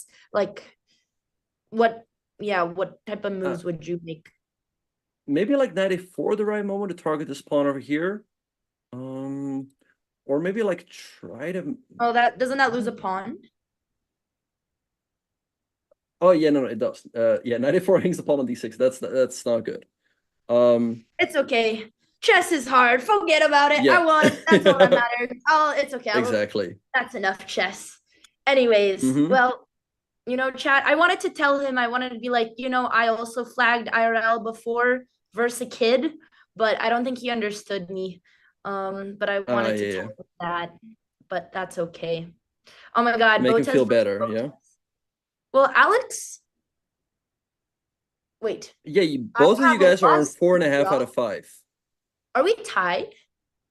Yes, but both of you had the black pieces, so I don't know if you guys will get paired against each other. That would be juicy. Even though I really wanted Alex to win. But now there's something exciting to look forward to. And yeah, that could be a really good match. Because I feel like I've grown since last time we played. And I've become much more patient. So that could be exciting, chat. Andrea That'd thinking the sure. Jordan. Yes, revenge arc. Well, I just hope this time if we do play a game, not to get roasted by Levy's comment section where they say, this is Andrea's chess in a nutshell. She plays an albeit mundane opening just to sacrifice in a very decent position and loses the game. So if I get paired versus my sister again, I'm not sacrificing. So that's my plan. As long as I don't sacrifice, it's fine. Nothing else matters. Well, she might use that against you, if she knows that you're not going to Yeah, sacrifice. she'll definitely play the mind games. I'll have to show up with like Uh-huh. sunglasses and poker hat and like full be in disguise. But Okay, nice. well, So, yes, Benjamin, sorry. oh, so yeah, how have you guys been enjoying the tournament so far? Well, I like the chess. There's not really much to go here in Poland. Like I'm not gonna I'm not gonna even show you guys the state of my room. And I've kind of just been living off of like sausages and pierogies in my room. And there was an incident that happened outside that I can't even share that was very scary. And now I'm scared to go outside, but I think today we're gonna go outside because we finished early and Alex. So yeah, and there's a lot of kebab here, but the city is beautiful. I'm just not in the city. I'm in the suburb. Otherwise than that, everything's fine. But you know what? We're surviving. We're surviving. But yes. I generally love Poland, but I had like a scary experience on the streets by just a random man. So that was a little scary. But otherwise than that, everything's fine. Eating lots of kebab. And yeah, you know what? Now that I'm tied with my sister, now I'm much happier. Wow. Okay, well, good to hear. Alex is here. Hello, Alexandra. That's really fucked up. I just told chat that I am not trying to beat you. I'm just trying to put up a proper fight because last time I didn't. I wasn't putting you down. And I also said I wish that you won, but I'm now excited that there's a chance we could get paired. Oh my God, chat, we can finally make a video called Streamer Destroys A-Gold. A2 Brutus. Brutus? Like the Roman dude? Yeah. Yeah, the one who killed his friend. He was the one he didn't expect to turn on him when he was low, and yet he did. I'm not turning on you. I'm just putting up a game so that Gotham Chess's comment section won't roast me. It ain't that deep, Roman Emperor.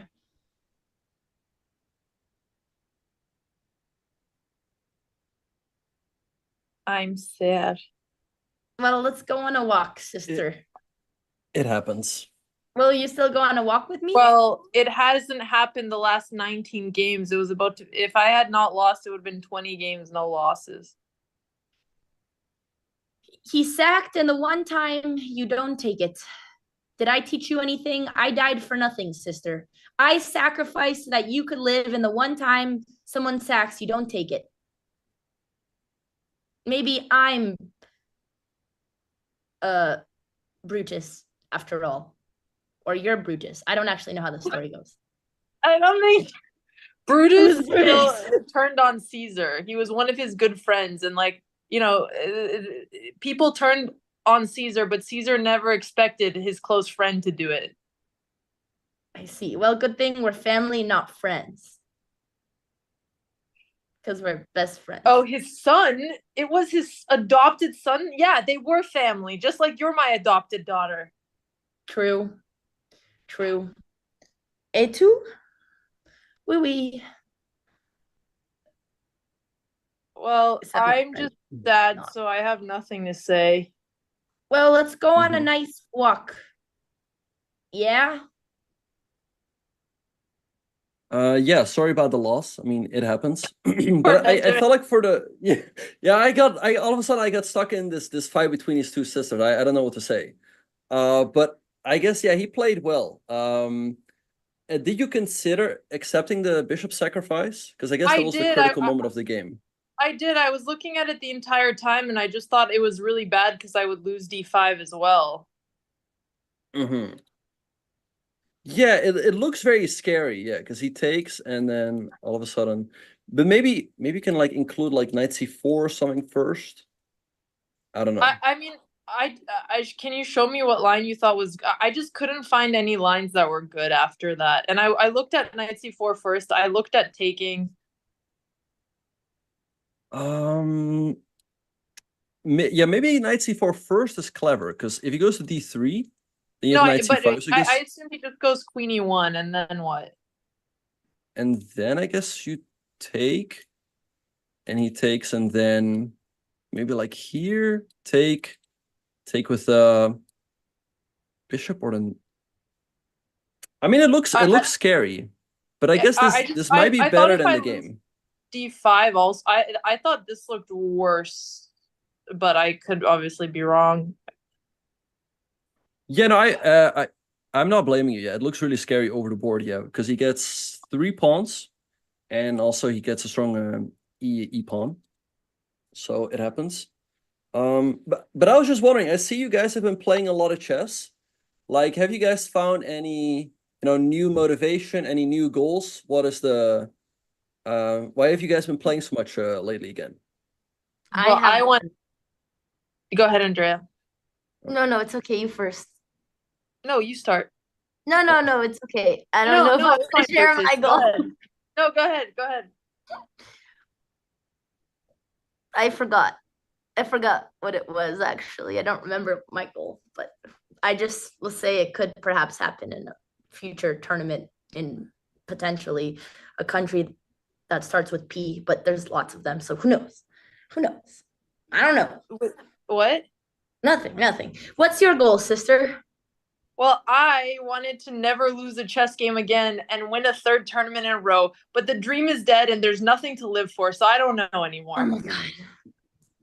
It's like hearing you complain is like when the most perfect person who's like has everything is a 10 out of 10 is like, oh, I'm not happy about my hair today. You won 2 tournaments back to back. You want to know what happened my last chess tournament? I rage tilted to 3 12-year-olds in a row, was so embarrassed and so humiliated that I had to take a flight home directly out of the tournament, literally just went home and cried and called my mommy like a big loser, okay? At least you're a champion. At least you won a tournament in the last year. You know what? I haven't actually won a tournament in the last 10 years. I don't think I've won something since I was 15. So at least you had a win. Enjoy that you had it. Oh, that made me feel better. Thanks, Andrea. Yeah, you're welcome. At least Benjamin, thank you for coming on this. For Benjamin, it's been a lot of fun. Yeah, I don't know. Like, I guess Hammer's more used to being in the middle of these fights, but I guess like I think every chess player has a what's it called? Existential crisis after a loss. So don't feel too bad. What is it all for? I don't know anymore. Not again. It's for content. The people are enjoying the content. Yeah, it's okay. I'll recover, hopefully. It's for self-improvement. Yeah, there's only 3 more games left, so I guess that's okay. You can still win, maybe, if you win all of the other games. I don't think I can still win, but if Alex, if I can at least be, yeah. You have a very good score, and I think learning how to bounce back is very important, and also just learn your mistake from this game. But again, you have had unbelievable luck, literally absolutely insane. Like, not only winning last tournament was crazy, but winning all these games were in a row. So I really don't think, I know it sucks to lose, but you should just look at what lesson you can take from this game and, start studying, because I'm coming for you, buddy. Okay, well, I think on that note, maybe we sign off. And I didn't mean luck, I meant skill. You guys know what I mean. No, but we had this conversation. Alex has insane luck and skill, like in poker, like when she just gets winning hands back to back. So I think it's still a good day. But I've also had really bad streaks as well. I know. But well, yeah. We should still go on a walk tonight because we finished early and we can finally go outside. And I'm tired of eating potatoes. Do you see these potatoes? I couldn't even eat any more potatoes. I can't eat potatoes anymore. Do you want to get dinner downstairs first? No, I don't want to eat in this hotel anymore. No one can see my potatoes. I like the food here. It's so good. I would like some nutrients. Please feed me, sister. Please. Oh, okay. We'll figure it out after. I feel like we've kept Benjamin hostage. Okay. Hammer is at least used to it, but it's fine. It's fine. No worries. Potato. But yeah, I guess right, just go on a walk. Oh yeah, I'll let you guys sign off. Potato. Okay, well, I thank you guys. Yeah. Well, I'm just gonna try and focus that like the next 3 games are another tournament and just try to do my best and I guess I'm a loser now, but it's okay. All right, thanks everyone. Bye. Goodbye, chat. See you later. Bye. Bye everyone. guys. Thanks for watching. Bye, Benjamin. Bye, Bye. everyone.